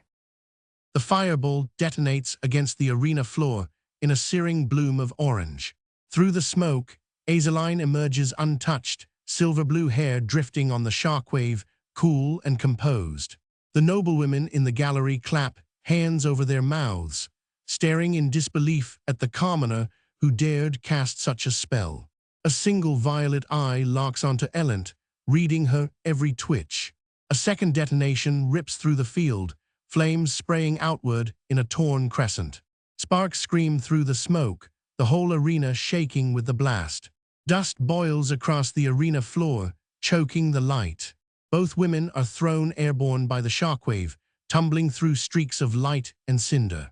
Azeline lands first, gasping, one hand still raised to steady herself. Elend kicks up out of the smoke on all fours, chest heaving, refusing to fall. Elent. She dodged that. And she used the exact same method I used, which she'd only seen once before. Azeline pants hard, her poise cracking for the first time. Sweat traces her jawline. A 2-star spell in the hands of someone inexperienced is nothing but a monster that devours mana. Azeline's fist tightens. She has just recognized Elent's effort and talent, and she is going all out. On the sidelines, Derek watches with a faint, satisfied smirk. Everything is landing exactly as he predicted. That is her way of showing courtesy and respect to someone who worked so hard against her. Azeline squares her stance, blue eyes narrowing, no more mercy in them. Elent rises to meet her, chest heaving, another spark already gathering at her fingertips. For a heartbeat, the whole arena holds its breath. I understand what you were thinking, Derek. If I can endure this, Azeline breaks into a run, arms sweeping up to counter. I'll win. A second fireball erupts from Elent's palm, brighter and harder than the first. Urg. The flames chase Azeline down the arena, curling around her like a hunting hawk. Azeline throws up an arm, teeth clenched, the fireball roaring inches from her face. Another fireball. It's so much faster than before. Elent sprints across the scorched tiles, dragging her spell after her like a leash of fire. The orange sun of flame veers hard through the air, tracking its target. From above, Azeline is a small figure racing across the tiles, with the fireball closing in behind her. Azeline vaults into the air, twisting her body to slip past the searing blast. She flips inverted against the sky, the flames roaring past her boots. Azeline sweeps a hand out, dragging the fire in a golden arc back into the air.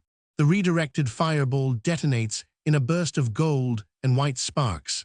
Elent is thrown skyward inside a bright halo of light, her body limp for a stunned moment. Elent hangs in the light for a breath, then her golden eyes snap open, glaring at her opponent. If I do this, she won't be able to read my attack's trajectory. The whole arena freezes in the space between one heartbeat and the next. A jagged crystal of ice erupts from the ground, blooming right beneath Azeline. A protective barrier will just waste more mana.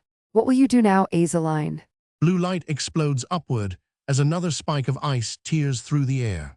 A pure crystal of ice glitters in the sun, sharp as a dagger. Elent lets a volley of shards fly, glass blue streaks knifing across the field. Azeline is driven down onto one knee, dress crumpled around her, one hand pressed to the tile to hold herself upright. A jagged shard of ice hovers between them, quivering with unspent force. Simple magic manifestation instead of protective magic. She used up all her mana casting Fireball twice and controlling them. Elent breaks into a run, closing the distance, red hair streaming behind her. Azeline's ice crystal defense shatters against another shard, splinters raining across the tile. Azeline gasps for breath, her chest rising and falling, blue hair sticking to her sweat-slicked face. Huff, huff. It'll be over soon. It worked, I've cornered Azeline. Elent pants hard, one hand still glowing at her side, the other braced to strike again. My mana, I can still cast Magic Arrow or Ice Spear. At least 2 more times. The shattered ice on the ground still glitters like broken glass. There is no mana left in Azeline's stance. That's more than enough. I have. Elent sprints forward, red hair whipping, another spell already blossoming in her palm. Azeline crumples backward, blue skirt billowing, one arm thrown up as a last defense. For a moment, there is only silence and the falling shape of the master mage. Azeline hits the tile in a heap of pale skirts, one shoe knocked off. A tiny ember hangs in the air, the last of a fizzling spark trailing smoke. Elent stands over the fallen woman, orange corset laced tight, chest heaving with disbelief. She stares down at Azeline, still not quite believing what she has just done. Azeline kneels amid the wreckage of her own ice, head bowed, one hand pressed to the frozen ground. If I just do a bit more. A single blue eye locks onto Elent, blazing with a new, dangerous resolve. The duel is not over yet. She stands bathed in light, her dark hair catching every drift of petal on the wind. To the eyes of her peers, she walks the world untouchable, a figure of grace no one can rival. But where there is light this bright, there is bound to be a shadow. And that shadow was always me. Elent watches her rival from far behind, her red hair burning against the pale glow. No matter how I moved, my place was always here, just behind her. You're just a pampered noble lady too, aren't you? Everyone whispers behind your back like this. What makes you think you're any different? The taunt lingers on her lips, half jealousy, half challenge. Throw a pathetic, frantic tantrum, show them who you really are. Yet her yellow eyes betray her, sharp with the greed of someone who wants to be seen. But Azeline only smiles, gentle, radiant, unshaken by any barb thrown her way. She is a gem that shines brighter the more you try to cut it down. Black tendrils crawl up around Elent's feet, dragging her down into her own bitterness. And I am cast down, obscured by that light. The shadow wraps around her orange dress, swallowing her whole. Ink blooms across a mirrored surface, the moment her composure finally breaks.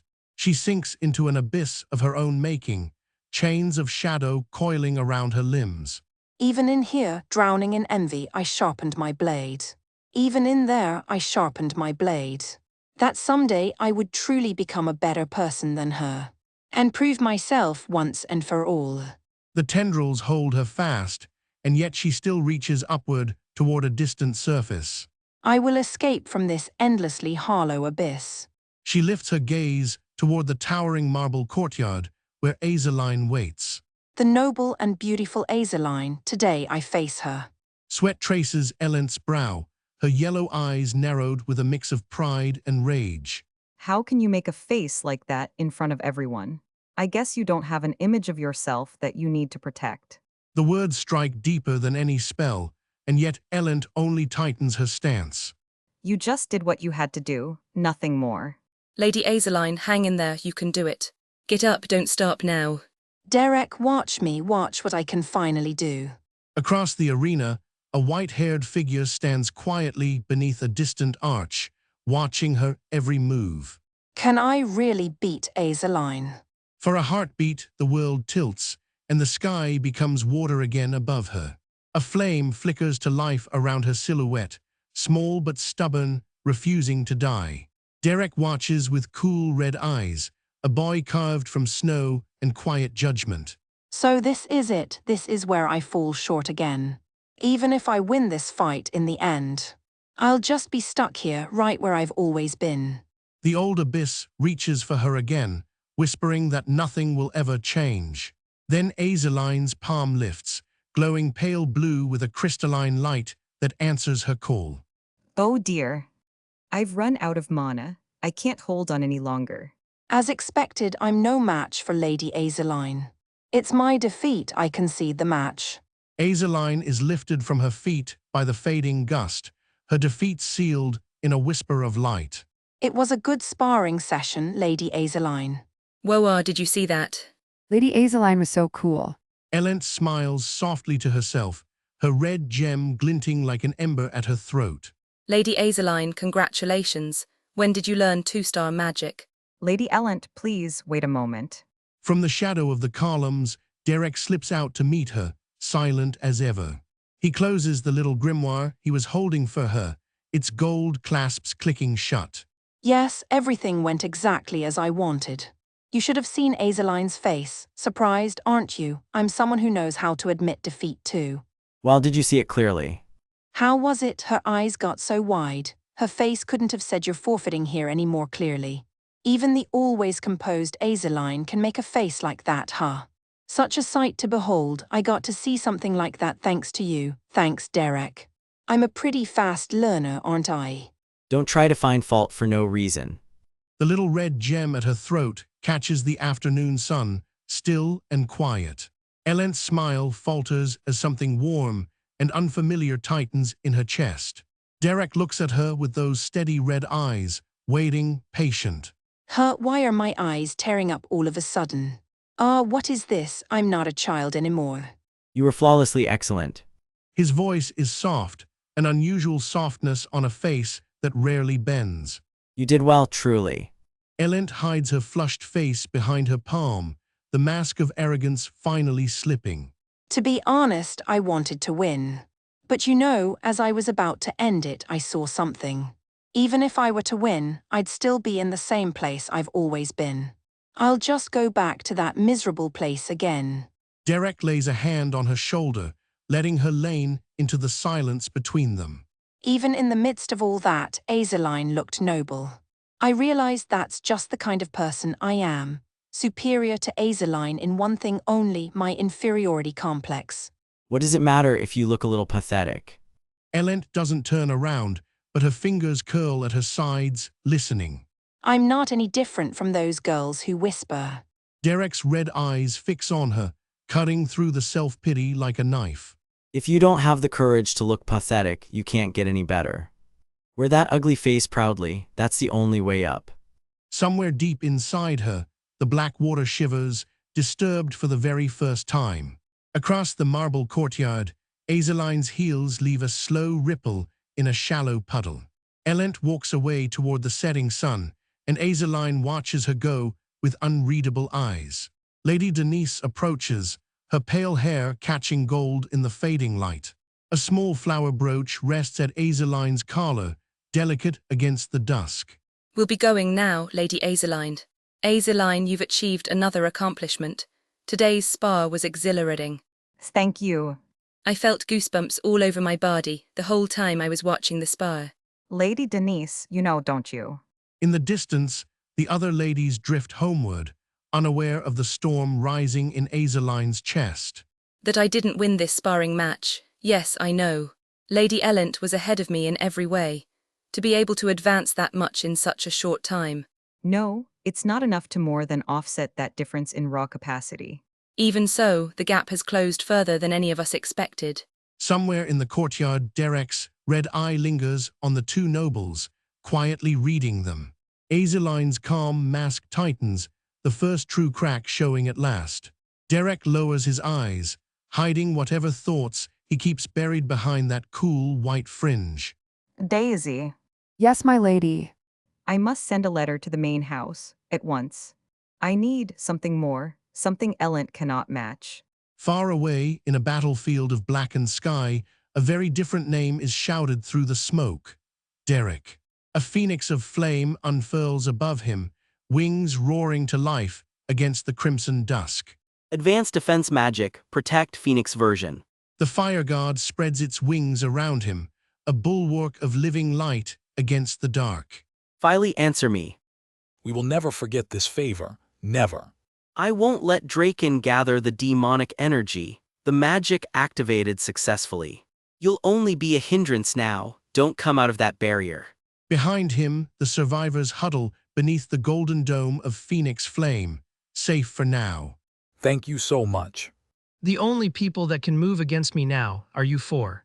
From above, 4 figures descend through the smoke, a knight, a mage, a swordswoman, and Derek himself. There's one among you with mana that's going to be a pain in the ass. Fire crackles around the red-haired mage as his eyes narrow to slits. Yorn, it's you. A monstrous skull looms in the shadow behind him, one red eye burning with rage. My lady, we have a problem walking our streets. Name him, I have no patience for hints today. A wandering mage, 6 stars strong, has been spotted in Ebelstein. They call him Dressed Wolfdal, a specialist in finding what refuses to be found. A search type at 6 stars, sniffing around my city, charming. He asks careful questions, too careful for a man just passing through. Then we give him nothing worth finding. Keep the boy hidden. The boy, she means, has no idea he is already a piece on someone's board. There is also the matter of your studies, my lady. My tutor is arranged, that corner is settled. A mercenary, my lady. Not exactly the pedigree your father dreamed of. He teaches, that is the only pedigree I need. If Dressed finds him first, the choice will not be ours. Then I keep him closer, that is my answer. As you wish. I will double the watch on the tavern district. Preparations are quiet. The lesson, however, will not be. Send him in. I want to see what today's headache looks like. White hair, red eyes, tired shoulders. The lesson begins. Circle the mana in the palm first, then push, not squeeze. Push, not squeeze, right, very clear. You sound like you want to hit me instead of the target. Only a little. Can we stop for a minute? My head is full. A short one, you paid for the whole day, so you set the pace. Sit down for once. You do not have to stand like a guard. Old habit, sitting near nobles gets people killed where I come from. Not this noble, not today at least. If I call for you again, you will come, yes. As long as the coin is honest, I show up. That is the deal. Then the coin will be very honest. Off you go. He leaves the manor with the same tired shoulders he came in with. The road home ends at a battered wooden sign, Beldun's Tier. Inside, the noise is warm, and the beer is worse than warm. Something strong, I have earned it or I have not, either way. His old crew waves him over. The mercenary is home. Do not ask about the lesson. Ask me tomorrow, maybe never. Meanwhile, a carriage arrives at the manor without warning. Father, you do not do surprise visits. What is wrong? Nothing is wrong. A father may visit his daughter without a crisis. Sit then, but you have that look, so please get to it. This mercenary of yours, I want him on retainer, hours and only hours. He is not a horse to lock in our stable, father. Exclusive contract, generous terms, he would be a fool to refuse. He is a fool for the right reasons. That is why I like him. Others are already circling Ellen. I will not lose him to a rival house. Attendants pour the tea. Neither of them touches it. I will draft an offer, on my terms or none at all. That is my daughter, stubborn as her mother, thank the stars. Do not underestimate him either. Talent hides in tired eyes. And Ellen, if he burns out, drop him before he takes you with him. He will not burn out. I choose who breaks around me. Lord Belmeard leaves without finishing his tea. Others are circling, so the field just got interesting. Fine, let them try. I got there first. Far from any manor, Derek takes a job that looked simple on paper. The forest disagrees. Yellow eyes fill the undergrowth. Simple job, they said. One easy sweep, they said. Fine, come and get me, all of you at once. 2 go down, 4 more take their place. The math turns ugly. Too many, blade alone will not clear this. 1 shot, fire wall, 3 stars, do not miss the shape. Burn. The spell forms wrong. The wall folds back toward the caster. Fire eats the clearing. Fire eats him too. Bad shape, cannot hold the ring. He hits the dirt. His coat smokes. His arm will not move. Breathe, small breath, do not pass out here. 3 stars was greed, I paid the price. The remaining beasts flee. Even wolves know a dying fire.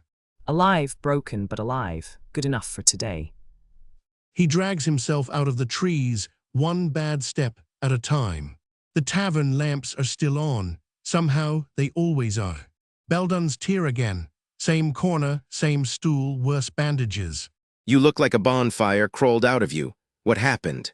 Tried a 3-star, it said no, very loudly. The circle collapsed on me. I could not hold the outer ring.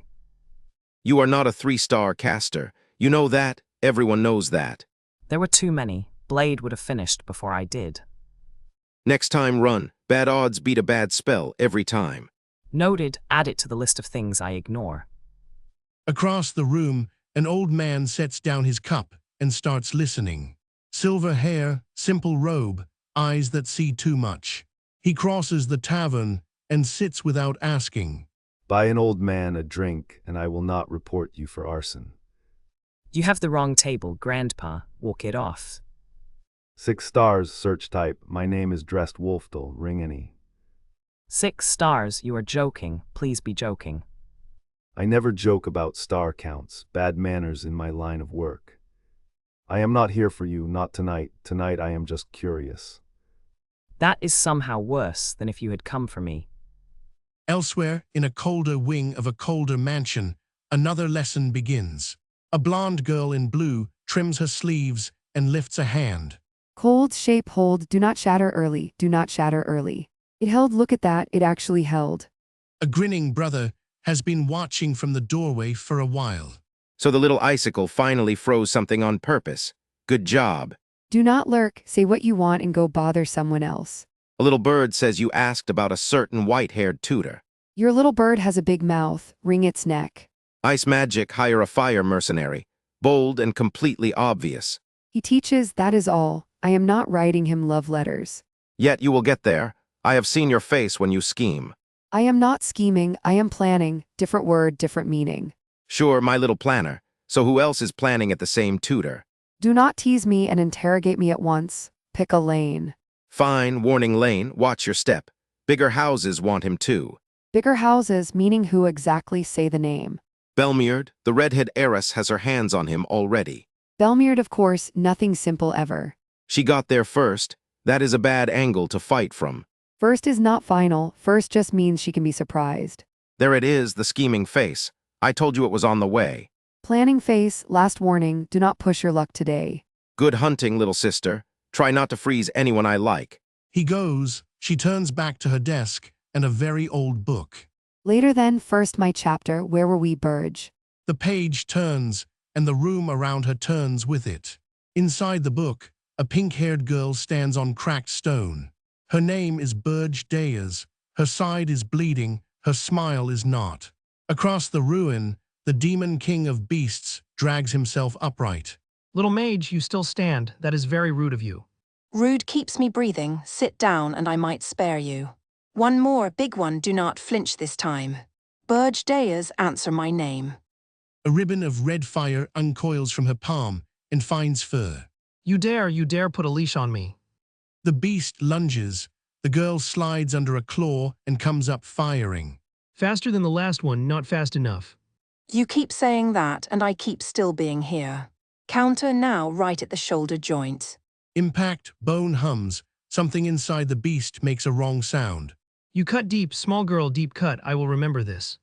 You will not remember much longer. I saw where you flinched.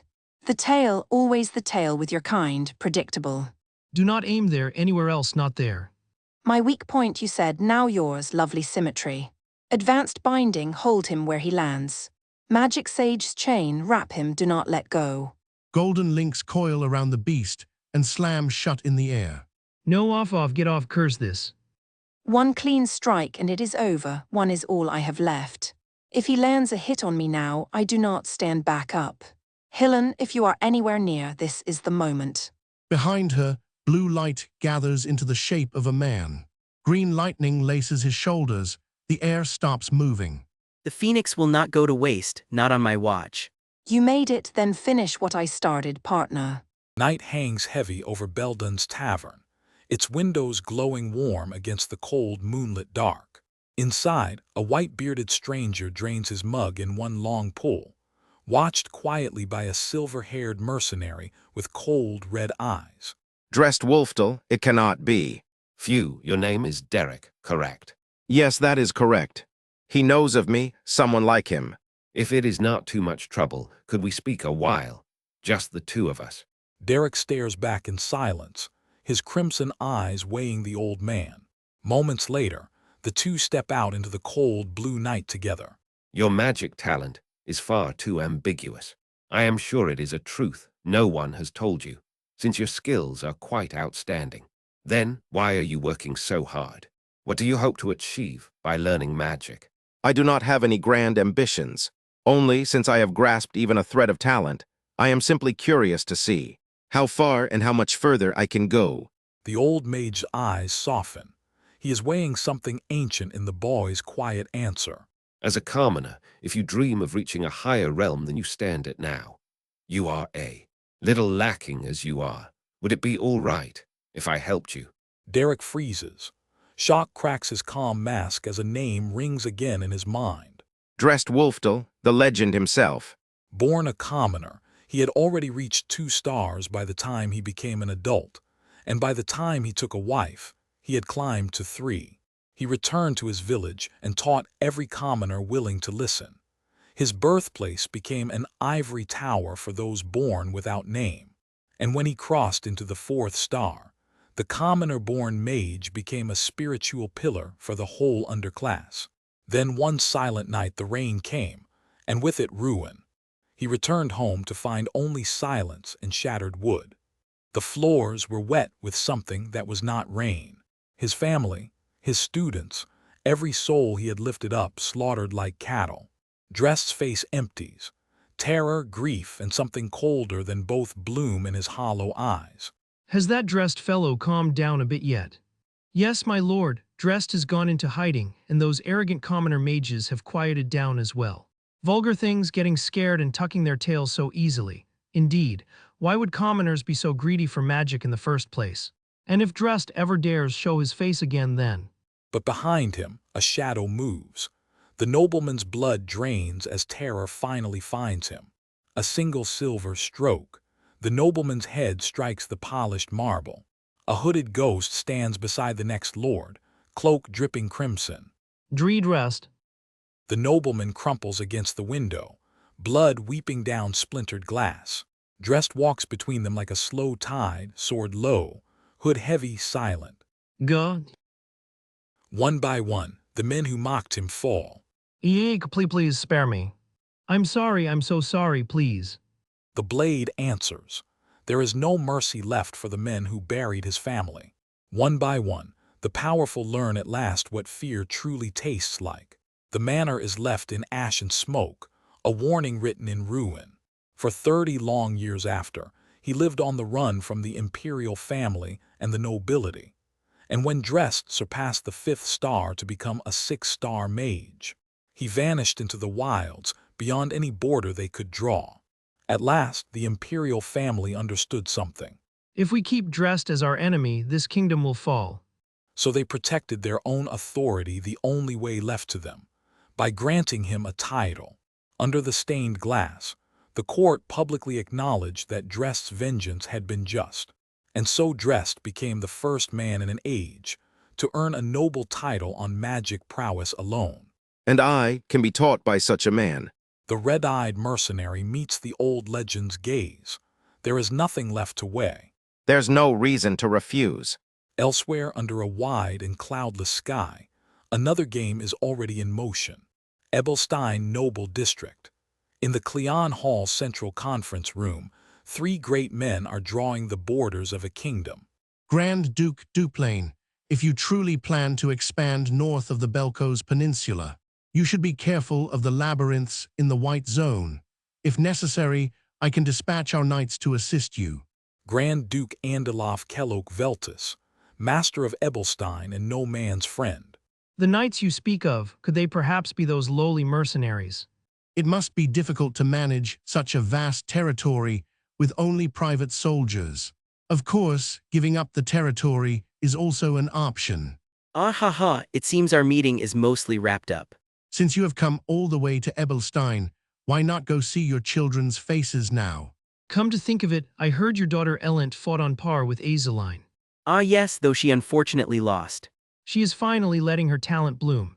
With a good instructor, she will surely surpass Lady Azeline. Right, an instructor, you mean Derek. On the contrary, if he were to become Azeline's instructor, then Elent would never be able to surpass her.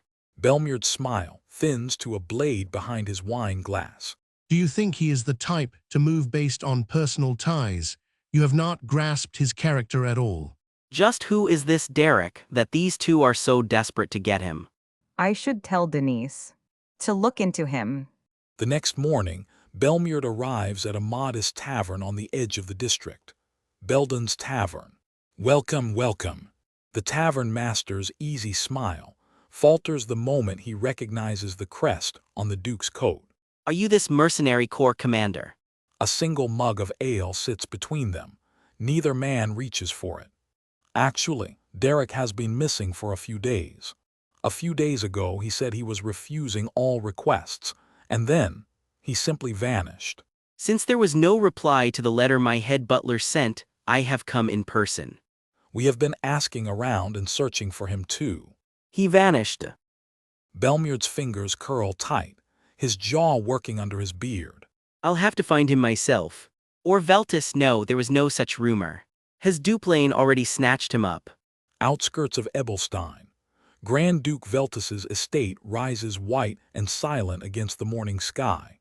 In a sunlit study, a silver-haired lady turns a letter in her fingers, a red apple pressed to her lips. When did this letter arrive? It arrived early this morning, my lady. They said the patriarch sent it with great urgency. Since that mercenary's value is at its lowest right now. I suppose he would be in a hurry. How annoying. Today of all days is a very important day. Today is the day I have been waiting for so long. The new book by the great author Rayleigh, The Lady Submits to the Cold Grand Duke's Ice Greatsword, is finally released. What exactly is the Ice Greatsword? I am dying to know. Well, what can I do? Listen now, he'll just nag me even more later if I don't handle this. Bella.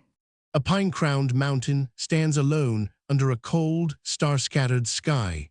Somewhere in the dark rock beneath it, a secret is being handed down.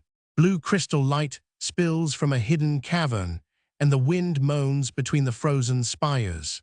Deep inside the cave, two figures sit facing each other on a stone island in the middle of a glowing pool.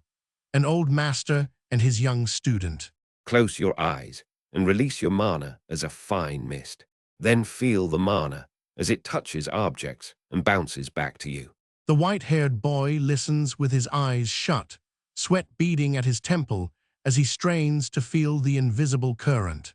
Emerald ribbons of light coil in the air around him, tracing shapes only mages can read. What you are doing now is the basics of search-type magic. At 1 star, it is simple threat detection. From 2 stars, you can track locations and detect magic. At 3 stars, you can see through disguises. At 4, you can see through your opponent. At 5 stars, you can read minds and speak with the dead. And lastly, at 6 stars, you gain the ability to see the future. See the future. What exactly is going to happen to me? Because I need you. That is right. I saw the future, and I came to find you. You know of a man named Valerian, don't you? A memory flickers, a proud blonde noble standing behind the boy, an image that makes Derek's red eyes narrow with quiet dread. He is the eldest son of House Duplain. Before you reach adulthood, he will dabble in necromancy. You must kill him. The boy stares at the ground, shoulders stiff. A sentence like that does not fit inside a child's chest. Why would he dabble in necromancy? What exactly is he planning? I'm sorry, but I cannot tell you more details. That is how the future works. If you learn everything recklessly, the days ahead will become even more unpredictable and change in complex ways. If there is one more thing I can tell you, it is that you are destined to die. Derek does not flinch. His crimson eye simply looks off into the moonlit dark, as if the news is only what he already suspected. You don't seem very surprised. Correct. To survive, you will have to become strong. And I do not wish for you to die either. You must not die, so I will make it so that you don't. A tiny golden ember blooms between the old man's palms. The whole cavern seems to lean forward. He rises. A vast crescent of blue-green mana yawns open around his silhouette. The rock behind him begins to crack. The floor of the cavern trembles beneath the pressure of the spell. His open palm blazes with layered runes that no ordinary mage should be able to hold. Overwhelmingly so. A pillar of light rips upward through the mountain, splitting the night sky in half over the sleeping valley. When the light fades, master and student stand together on the cliff, silent under a full white moon. The boy's red eye is set now. Fear has been burned out of it, and something colder has taken its place. Years pass.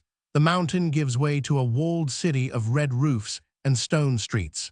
A wide market square hums with life, awnings snapping, horses clopping, townsfolk hurrying about their errands.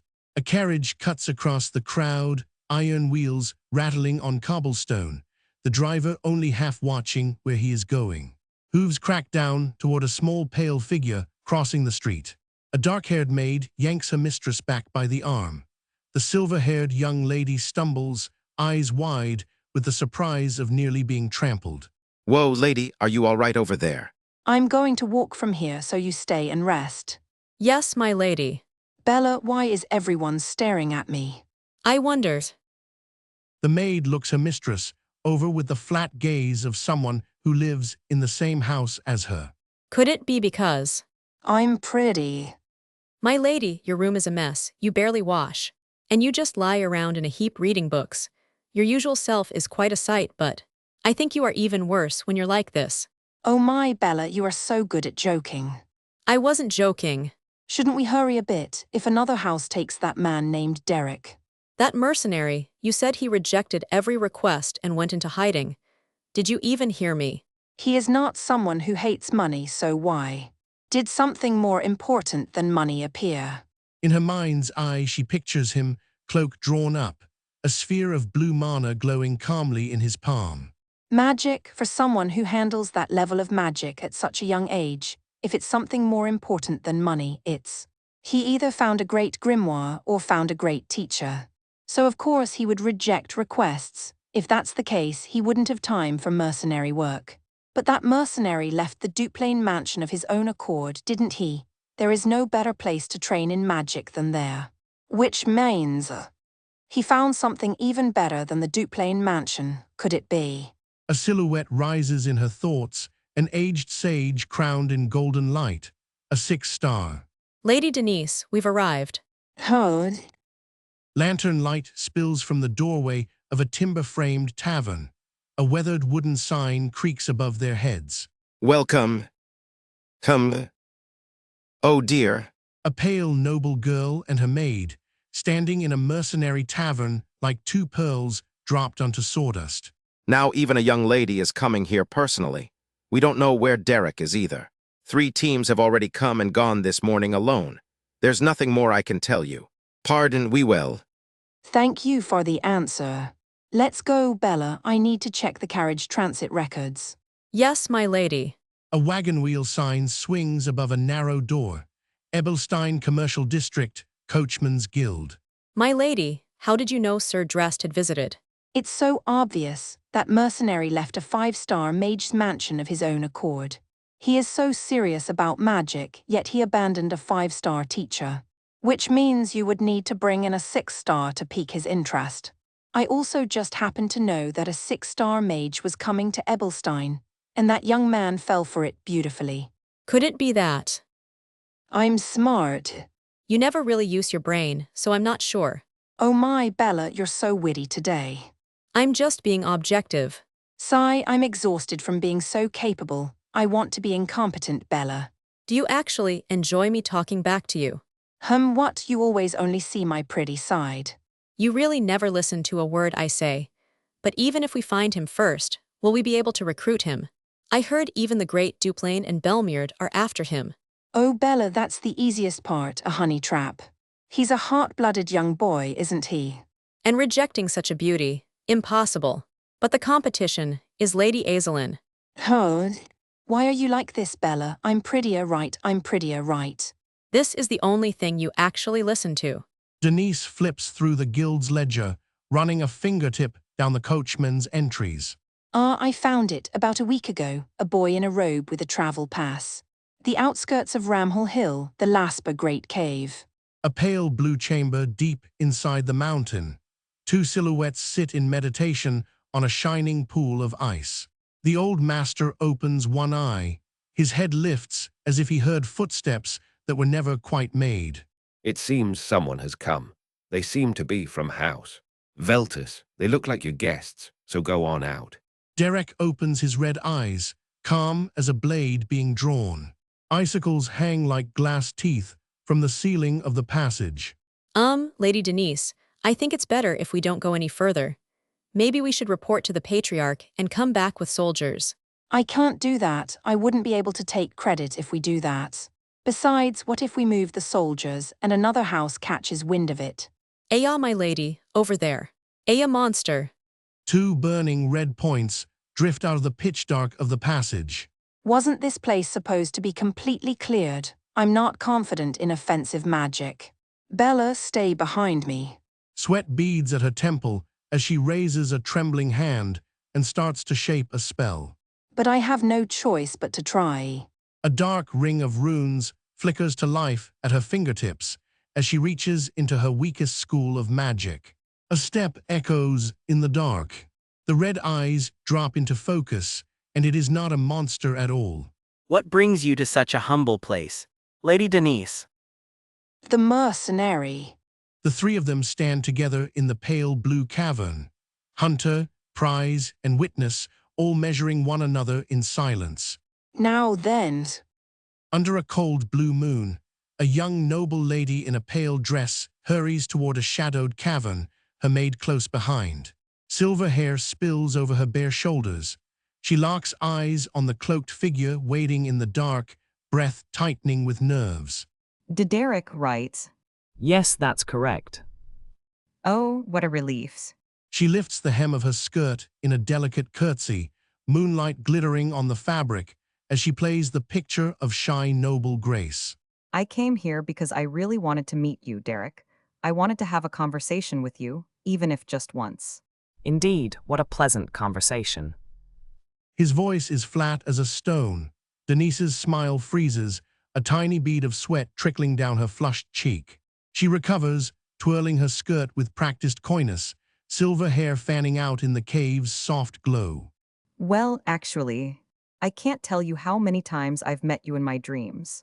Behind her, the maid Bella has already dozed off standing up, chin tucked politely against her chest. I heard you're quite excellent as a mage, and as an instructor. So how should I put it, if I could be taught by you, Derek? I think I'd be so happy. Why are you speaking in such a theatrical tone? Are you practicing for a play? Because the cave echoes. Denise flinches like she's been slapped, embarrassment flushing her whole face crimson. So the shy, beautiful girl act doesn't work on him. I felt a lot after watching the duel between Lady Ebelstein and Lady Ellent. As one of the Rosia trio, I felt like I was the only one falling behind. I was anxious that I would eventually be left behind. If everyone else grows while I stay in the same place. Please save me. Oh my, we're so close. He can probably feel my breath. His heart must be thumping, right? He won't be able to refuse now. A gloved hand rises calmly between them. Derek peels her fingers off his arm without a flicker of emotion. His red eyes fix on hers, unimpressed. She realizes too late that he has been reading her the whole time. From what I've seen, Lady Denise, you don't seem to have much interest in magic. Earlier you mistook me for a monster and chanted Ice Spear, didn't you? It was clumsy. Very. The flow of mana, the speed of the incantation, not a single thing was prepared. That just shows how little you usually practice magic. Let me give you a piece of advice. Your basic mana capacity is excellent, but it's not organized at all. In front of someone who is serious about magic, do not speak of sincerity with lies. Some would take that as an insult. Denise stands frozen, her painted smile gone, embarrassment bleeding into something closer to shame. I don't know why you need me, but it doesn't seem to be for magic. Find someone more capable than a lowly mercenary like me. That would be more fitting for your status, my lady. He turns his back on her and walks away, cloak fading into the dark. Denise is left standing in the moonlight, speechless. By the time she trudges out of the cave, the sun is bleeding orange behind the mountains. Denise walks the rocky path back with Bella at her side, chin low, shoulders drawn. I've figured out that man's true identity, my lady. He's definitely impotent. No. He's just an upright person. But look at this logically. A beauty like me used high-end cosmetics and even wore expensive perfume, yet he rejected me? He's impotent. There's no such logic. Please calm down and think about how to send a letter to the main house. Calm down, you're funny, Bella. What do I have to be calm about? Do I look angry? I'm not angry at all. It's just, I'm starting to feel competitive. A sly, dangerous smile creeps across her face. The pouting noble is gone, replaced by something colder and much more determined. Night falls, a campfire snaps and crackles, orange sparks spinning up into the dark. Are you really going to do this, Lady Denise? I have to win him over as soon as possible. If I back down now, another house will snatch him away. Don't push yourself too hard, my lady. I'll be going now. Ah, Bella, I know you suffer because I'm always so selfish. But this is such an important favor. I really hope you'll do it for me. Bella sighs, tired eyes soft with resignation. In the end, she can never refuse this scheming young mistress. The next day, a bright blue sky stretches over the pine-covered ridge, hiding the cave below.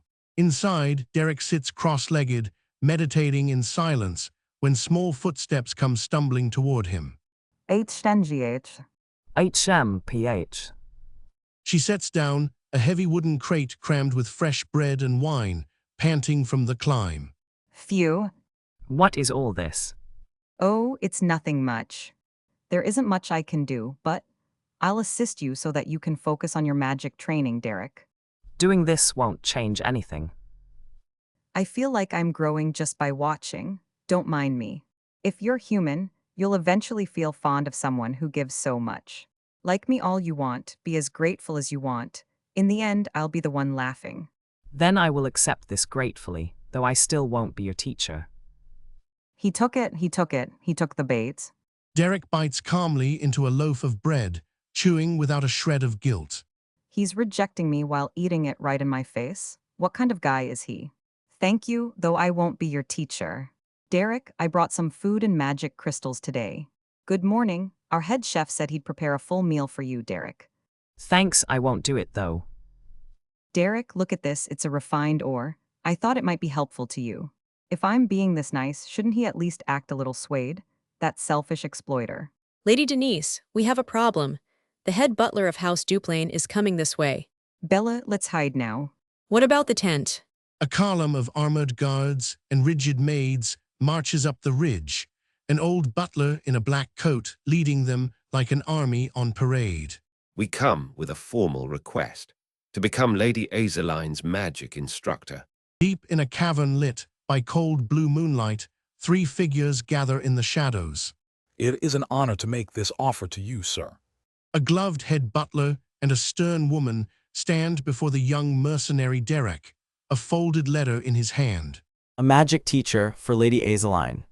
A silver-haired girl looks on, eyes wide with quiet shock at the request. Elsewhere, a scream tears through the air, a burst of raw magic escaping its owner.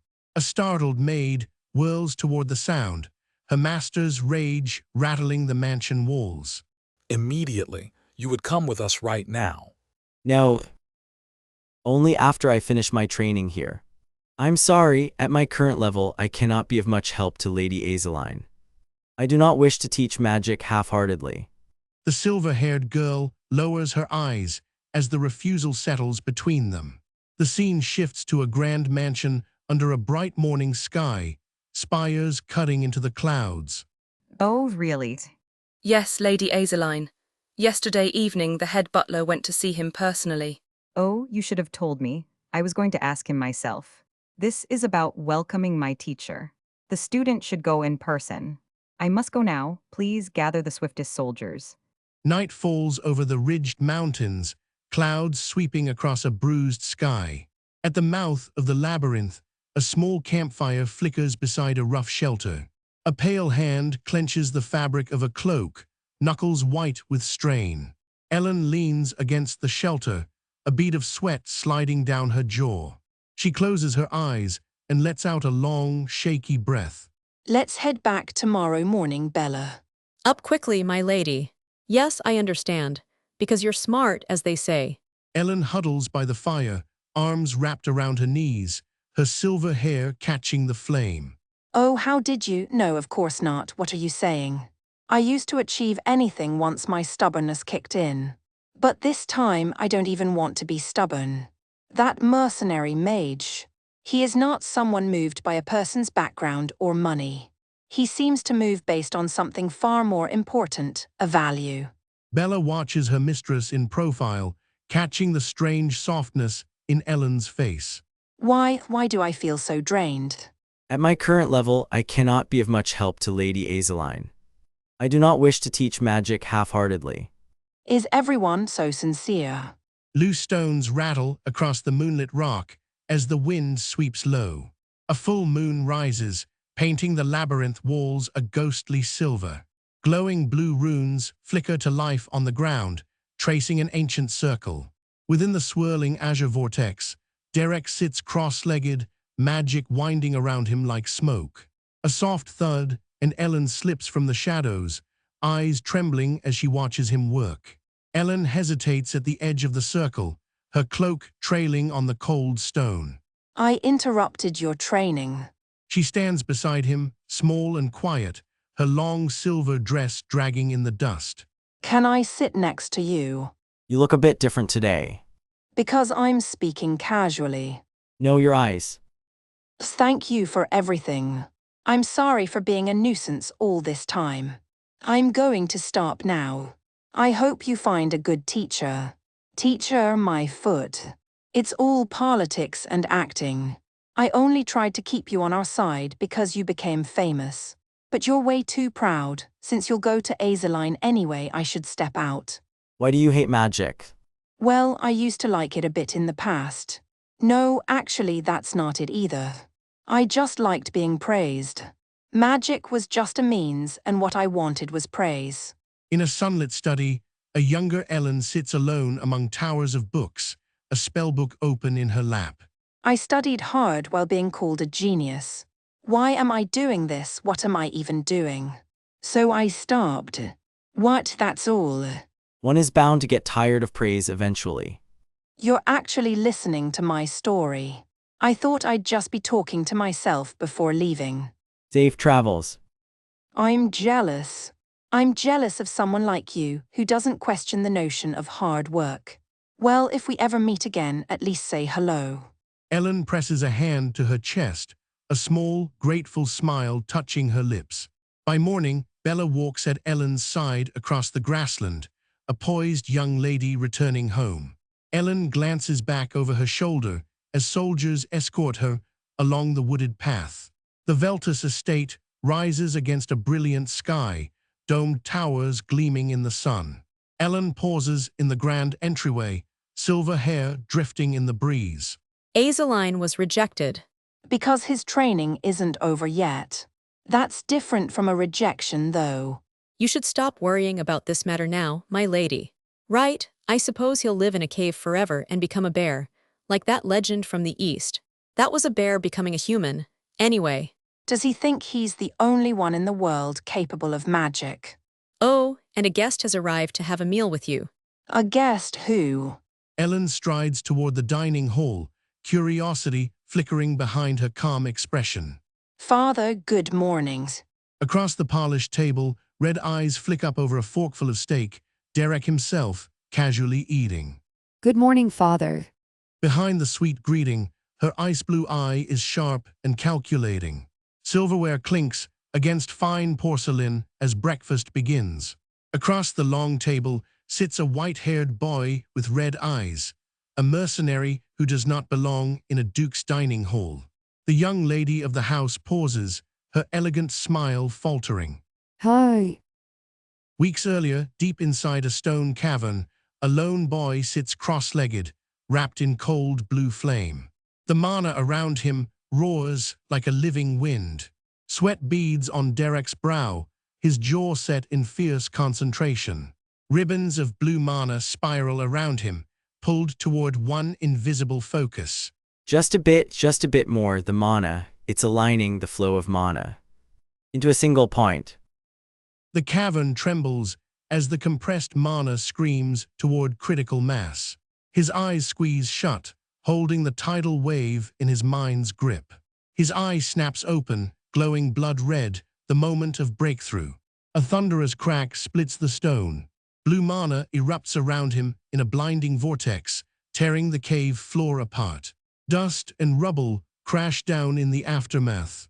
Silence settles over the ruined chamber. A small figure stands alone on the shattered stone, cloak billowing. Derek drops to one knee, gasping, drained to the bone. At this rate, you might collapse. It would be a waste to die after finally learning it. An old man in a hooded robe watches the boy with quiet approval. The mentor's gray beard and green eyes carry decades of quiet wisdom. 3-star spell, tectonic shift acquired. That night, a campfire crackles between the two, fish roasting on skewers. There's nothing more I can teach you for now. As I said before, you won't survive with mediocre talent. Think about it yourself, how far you intend to climb. It's well done, help yourself. Where are you going? I'm going to get some fresh air for a while. Beware of Kohela. He's leaving. Derek's red eyes narrow, the warning etched into his mind. Alone by the dying fire, he stares into the flames. Beware of Kohelet. Weeks later, at the Veltus mansion in the Grand Duchy of Veltus. Denise, I am truly pleased. Thanks to you taking the lead. A precious magic instructor walked in on his own 2 feet. For rejecting House Duplain's request. I don't need anything other than the reward I mentioned. Thank you, Father. I only accepted because of Lady Denise's attitude. Yes, Denise's attitude is truly wonderful. What other lady on the continent could compare to our Denise? Anyone in the world who sees Lady Denise wouldn't be able to resist teaching her. Denise, do you remember that time when the maid broke the plate? The maid said she had committed a grave sin and begged forgiveness, right? Then you, Denise, gave an angelic smile and said, Father. Hem. I think we need to talk about the lessons now. Just between me and the instructor. Are you joking, pardon? No, didn't you say you wouldn't do it? Didn't we have a clean break? I was grateful for what happened in the Laspa Great Cave. I received great help thanks to you. I already told you that was just a political approach. I said I have no intention of learning magic. To be honest, I didn't feel good about it. Without even properly knowing what magic is. Because of that attitude of jumping to conclusions about whether it's good or bad. Denise stiffens, sensing the shift in the room. All right, it must have been unpleasant for someone like you, but what I dislike Without knowing a single good thing about that beautiful and brilliant magic. To think you hold such disillusionment and antipathy. Red pressure floods the parlor, choking the air around her. I will not tolerate this. This is absurd.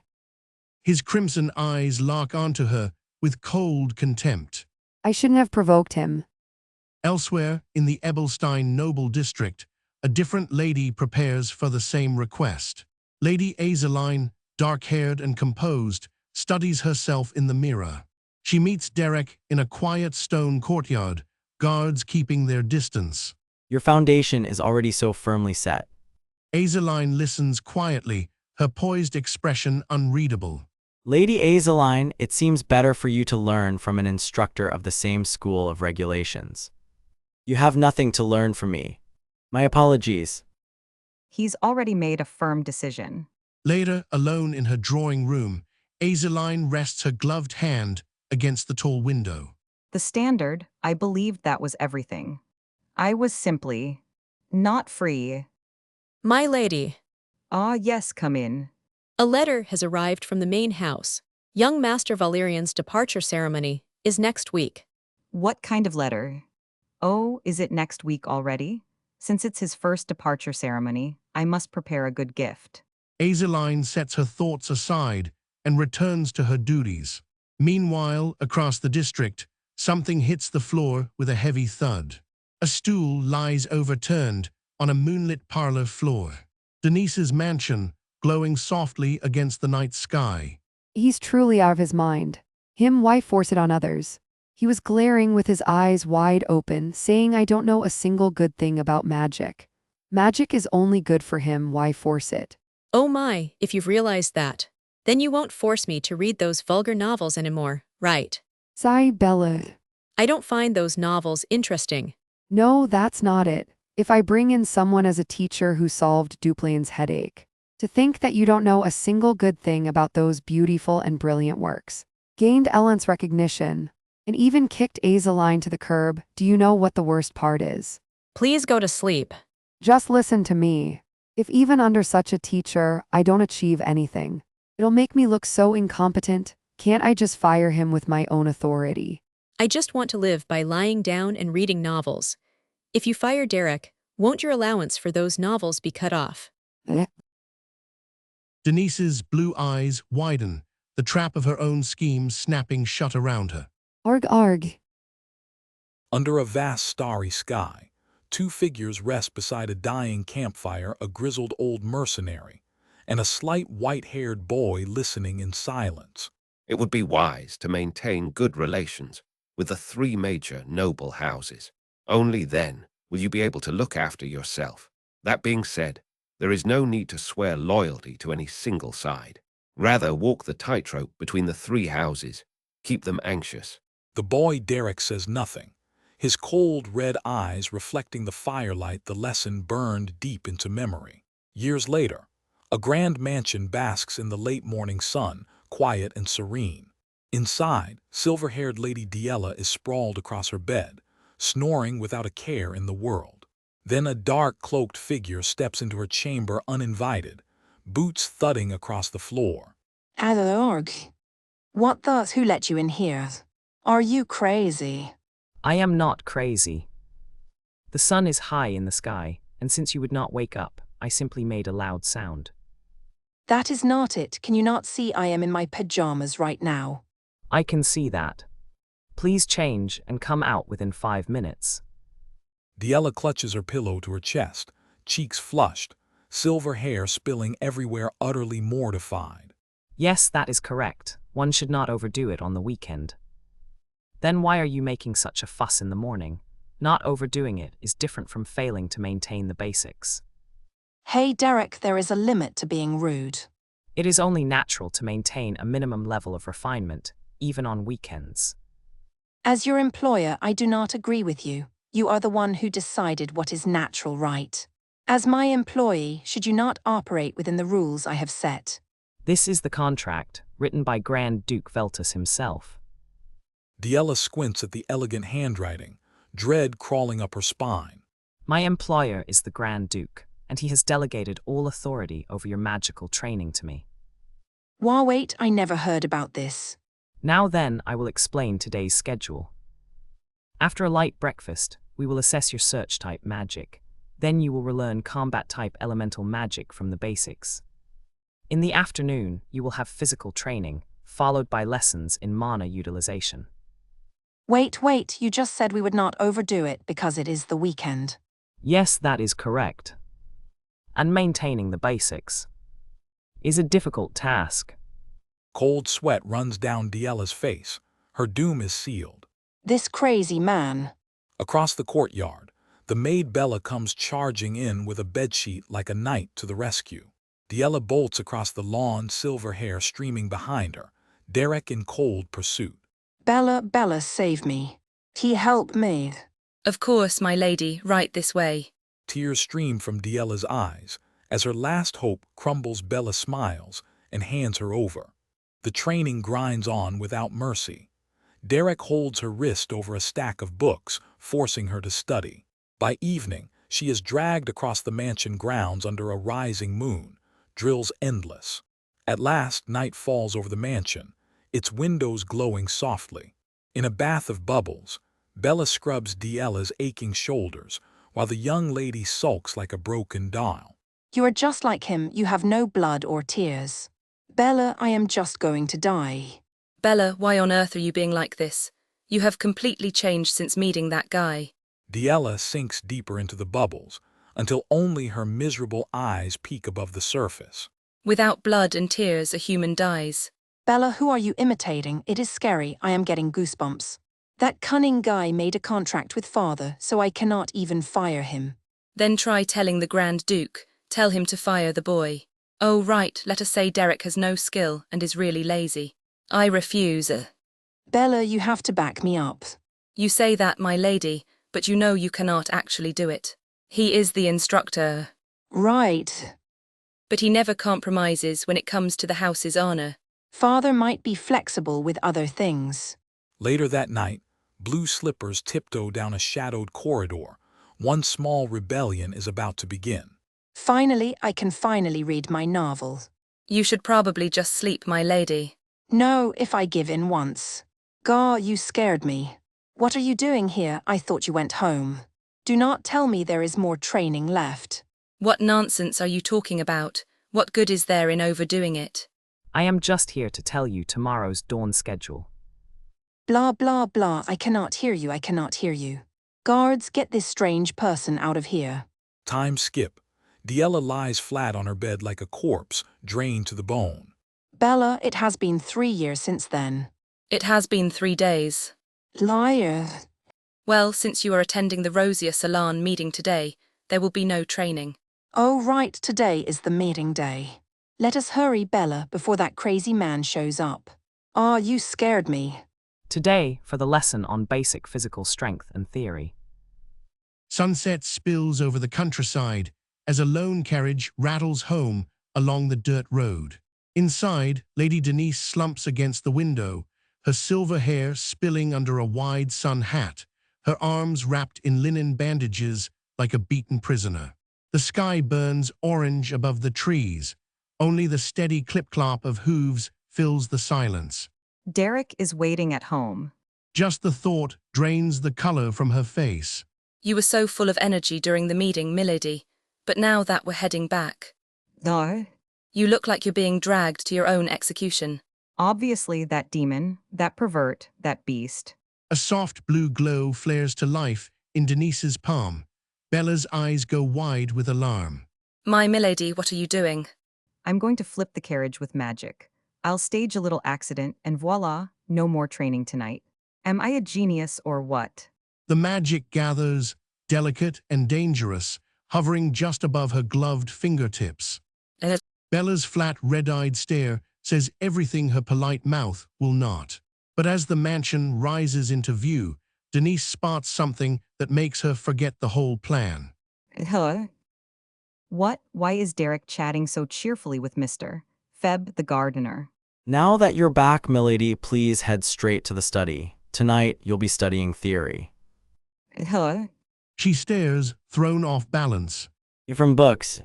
Why isn't he clinging to me and pestering me like usual today? Is he actually taking it easy for once? I'm grateful, but... She lingers at the window, unable to shake a creeping suspicion.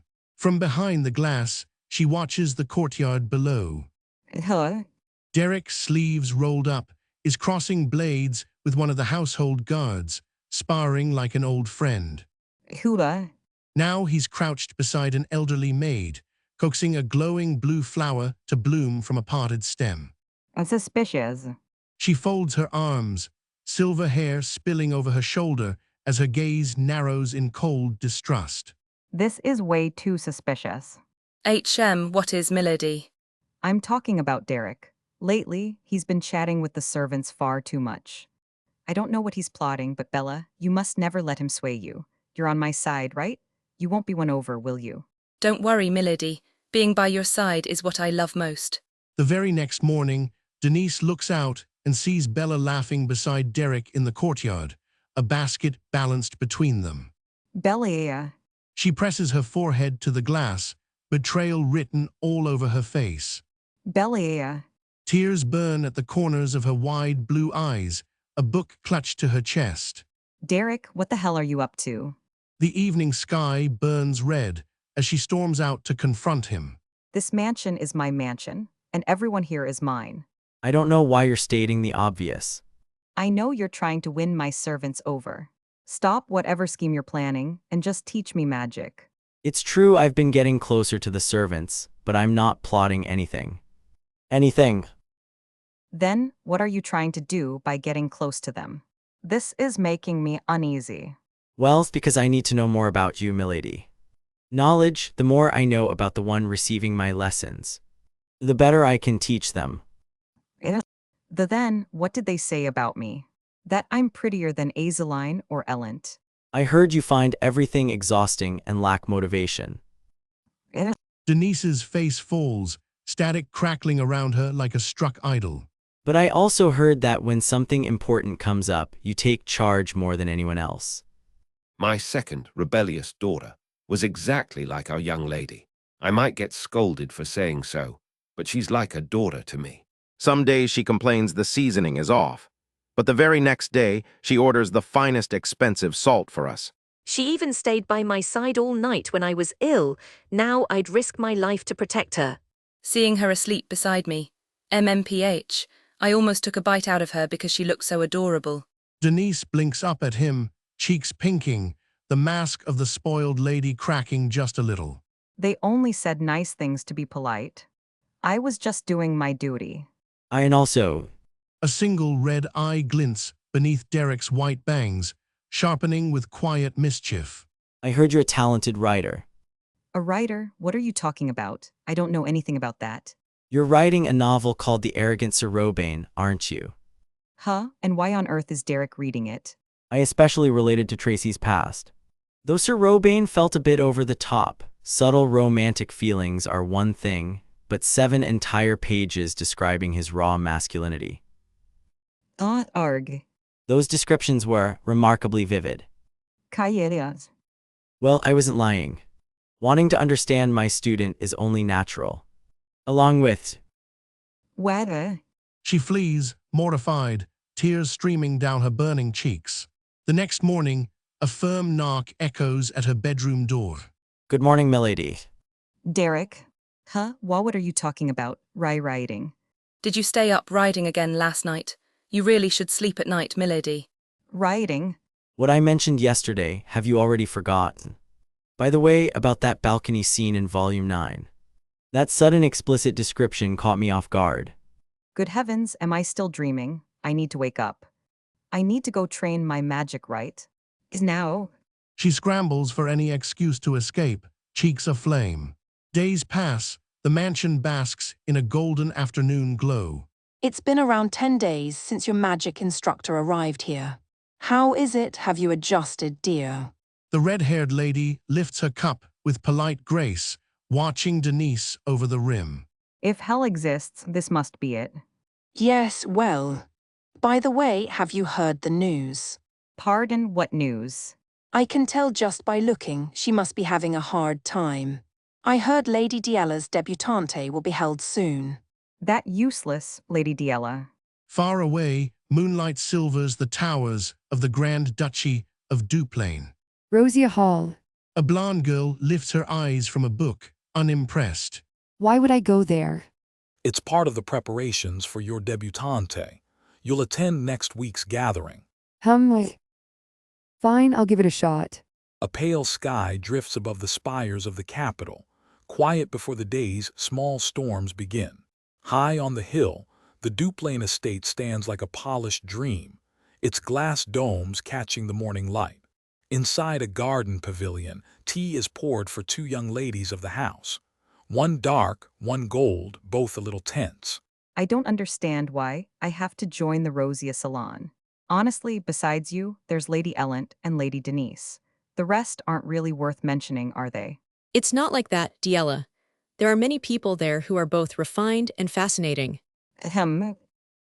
I am interested in life outside the estate, but that doesn't mean I'm interested in social circles. Everyone just says things that sound nice. Aizelin blinks, faintly rattled by how bluntly the younger girl sees through it all. Diella, try looking at it another way. It's different for those who don't stand on equal footing with us. For them, entering that social circle is an incredibly important opportunity. We must not take for granted the privileges we were born with.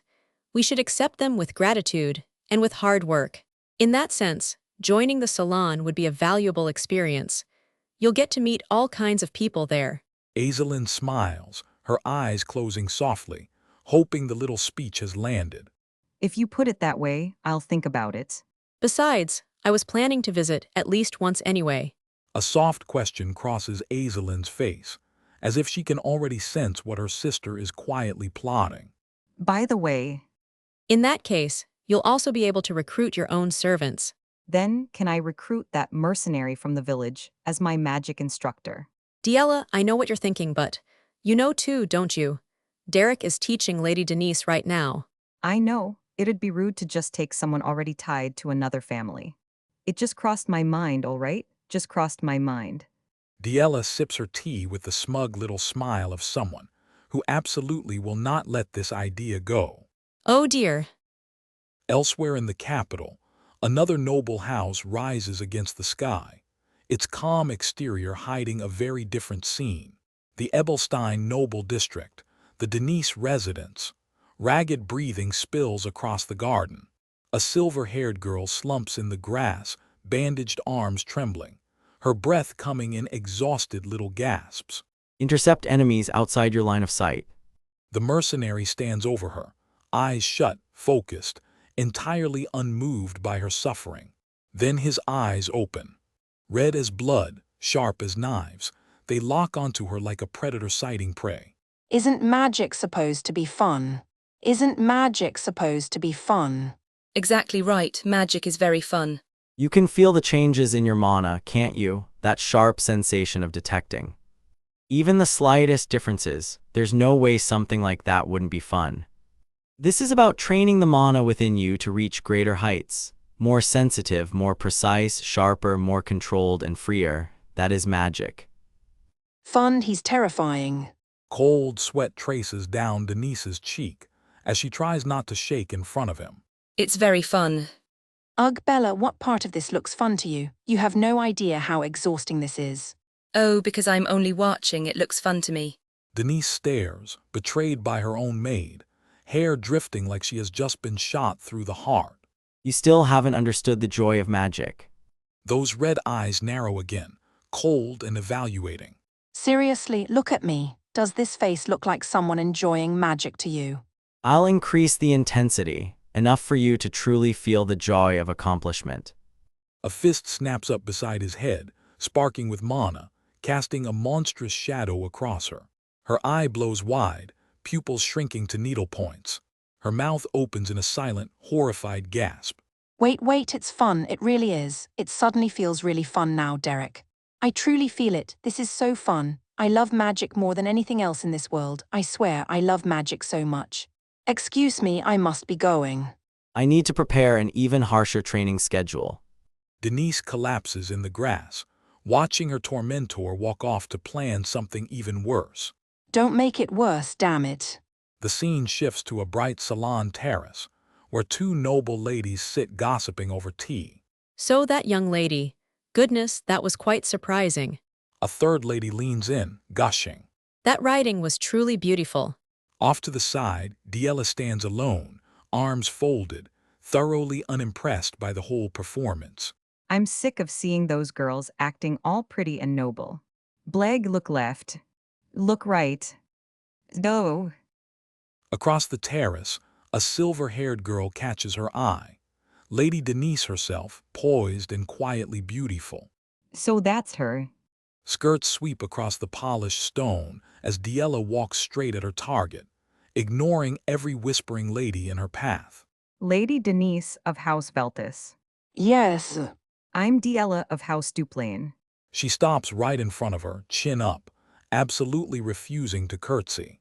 Denise studies her for a heartbeat, expression cool and polite. Nice to meet you, Lady Diella. My name is Denise. I only called out to you because I already knew who you were. That's enough with the greetings. Let me ask you something. What an arrogant little brat. Go ahead, what is it you wish to ask? I'll answer as best as I can. The mercenary from the village. He teaches you magic, doesn't he? Yes, that's right. Derek is teaching me magic. DCH. This little brat, did she really just click her tongue at me? Where should I kick this brat first? It seems you're doing well. Oh. Are her eyes broken or something, and she calls this doing well? Then staring into Diella's cold, sharp glare, something inside Denise's head just snaps. Ah, she's jealous of me. She's not a brat.